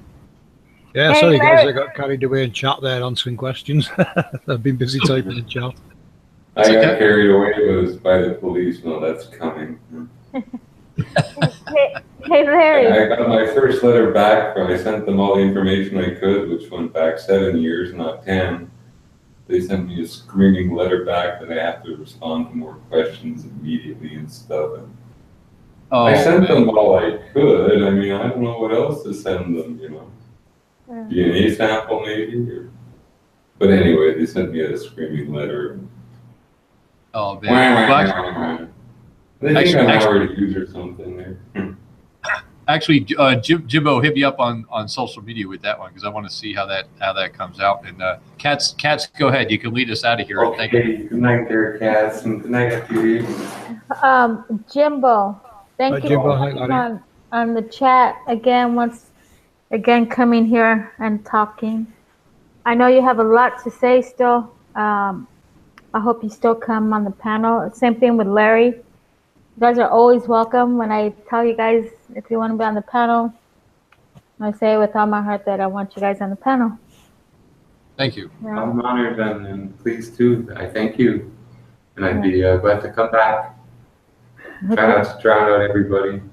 But once I got most of my stuff off my chest, I usually shut up after that. Have a good night. Thanks, James. Good night. Good night. And Larry, Bye, thank Jimbo. you. All right. too. I appreciate it. Thank you so much. Take care, all. Yeah, we're all family here. So, thanks.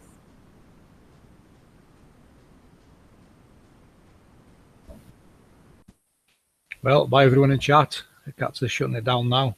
Hope what we showed made some sense and answered some of your questions. Yeah, thanks, FPV, for coming. Of course, I wish Totter was here too, but, you know, he was having problems. Yeah. So, thanks everybody in chats for coming. I appreciate it with all my heart. Joining us tonight. And I hope I get to see you all again soon. So thanks. Bye everyone.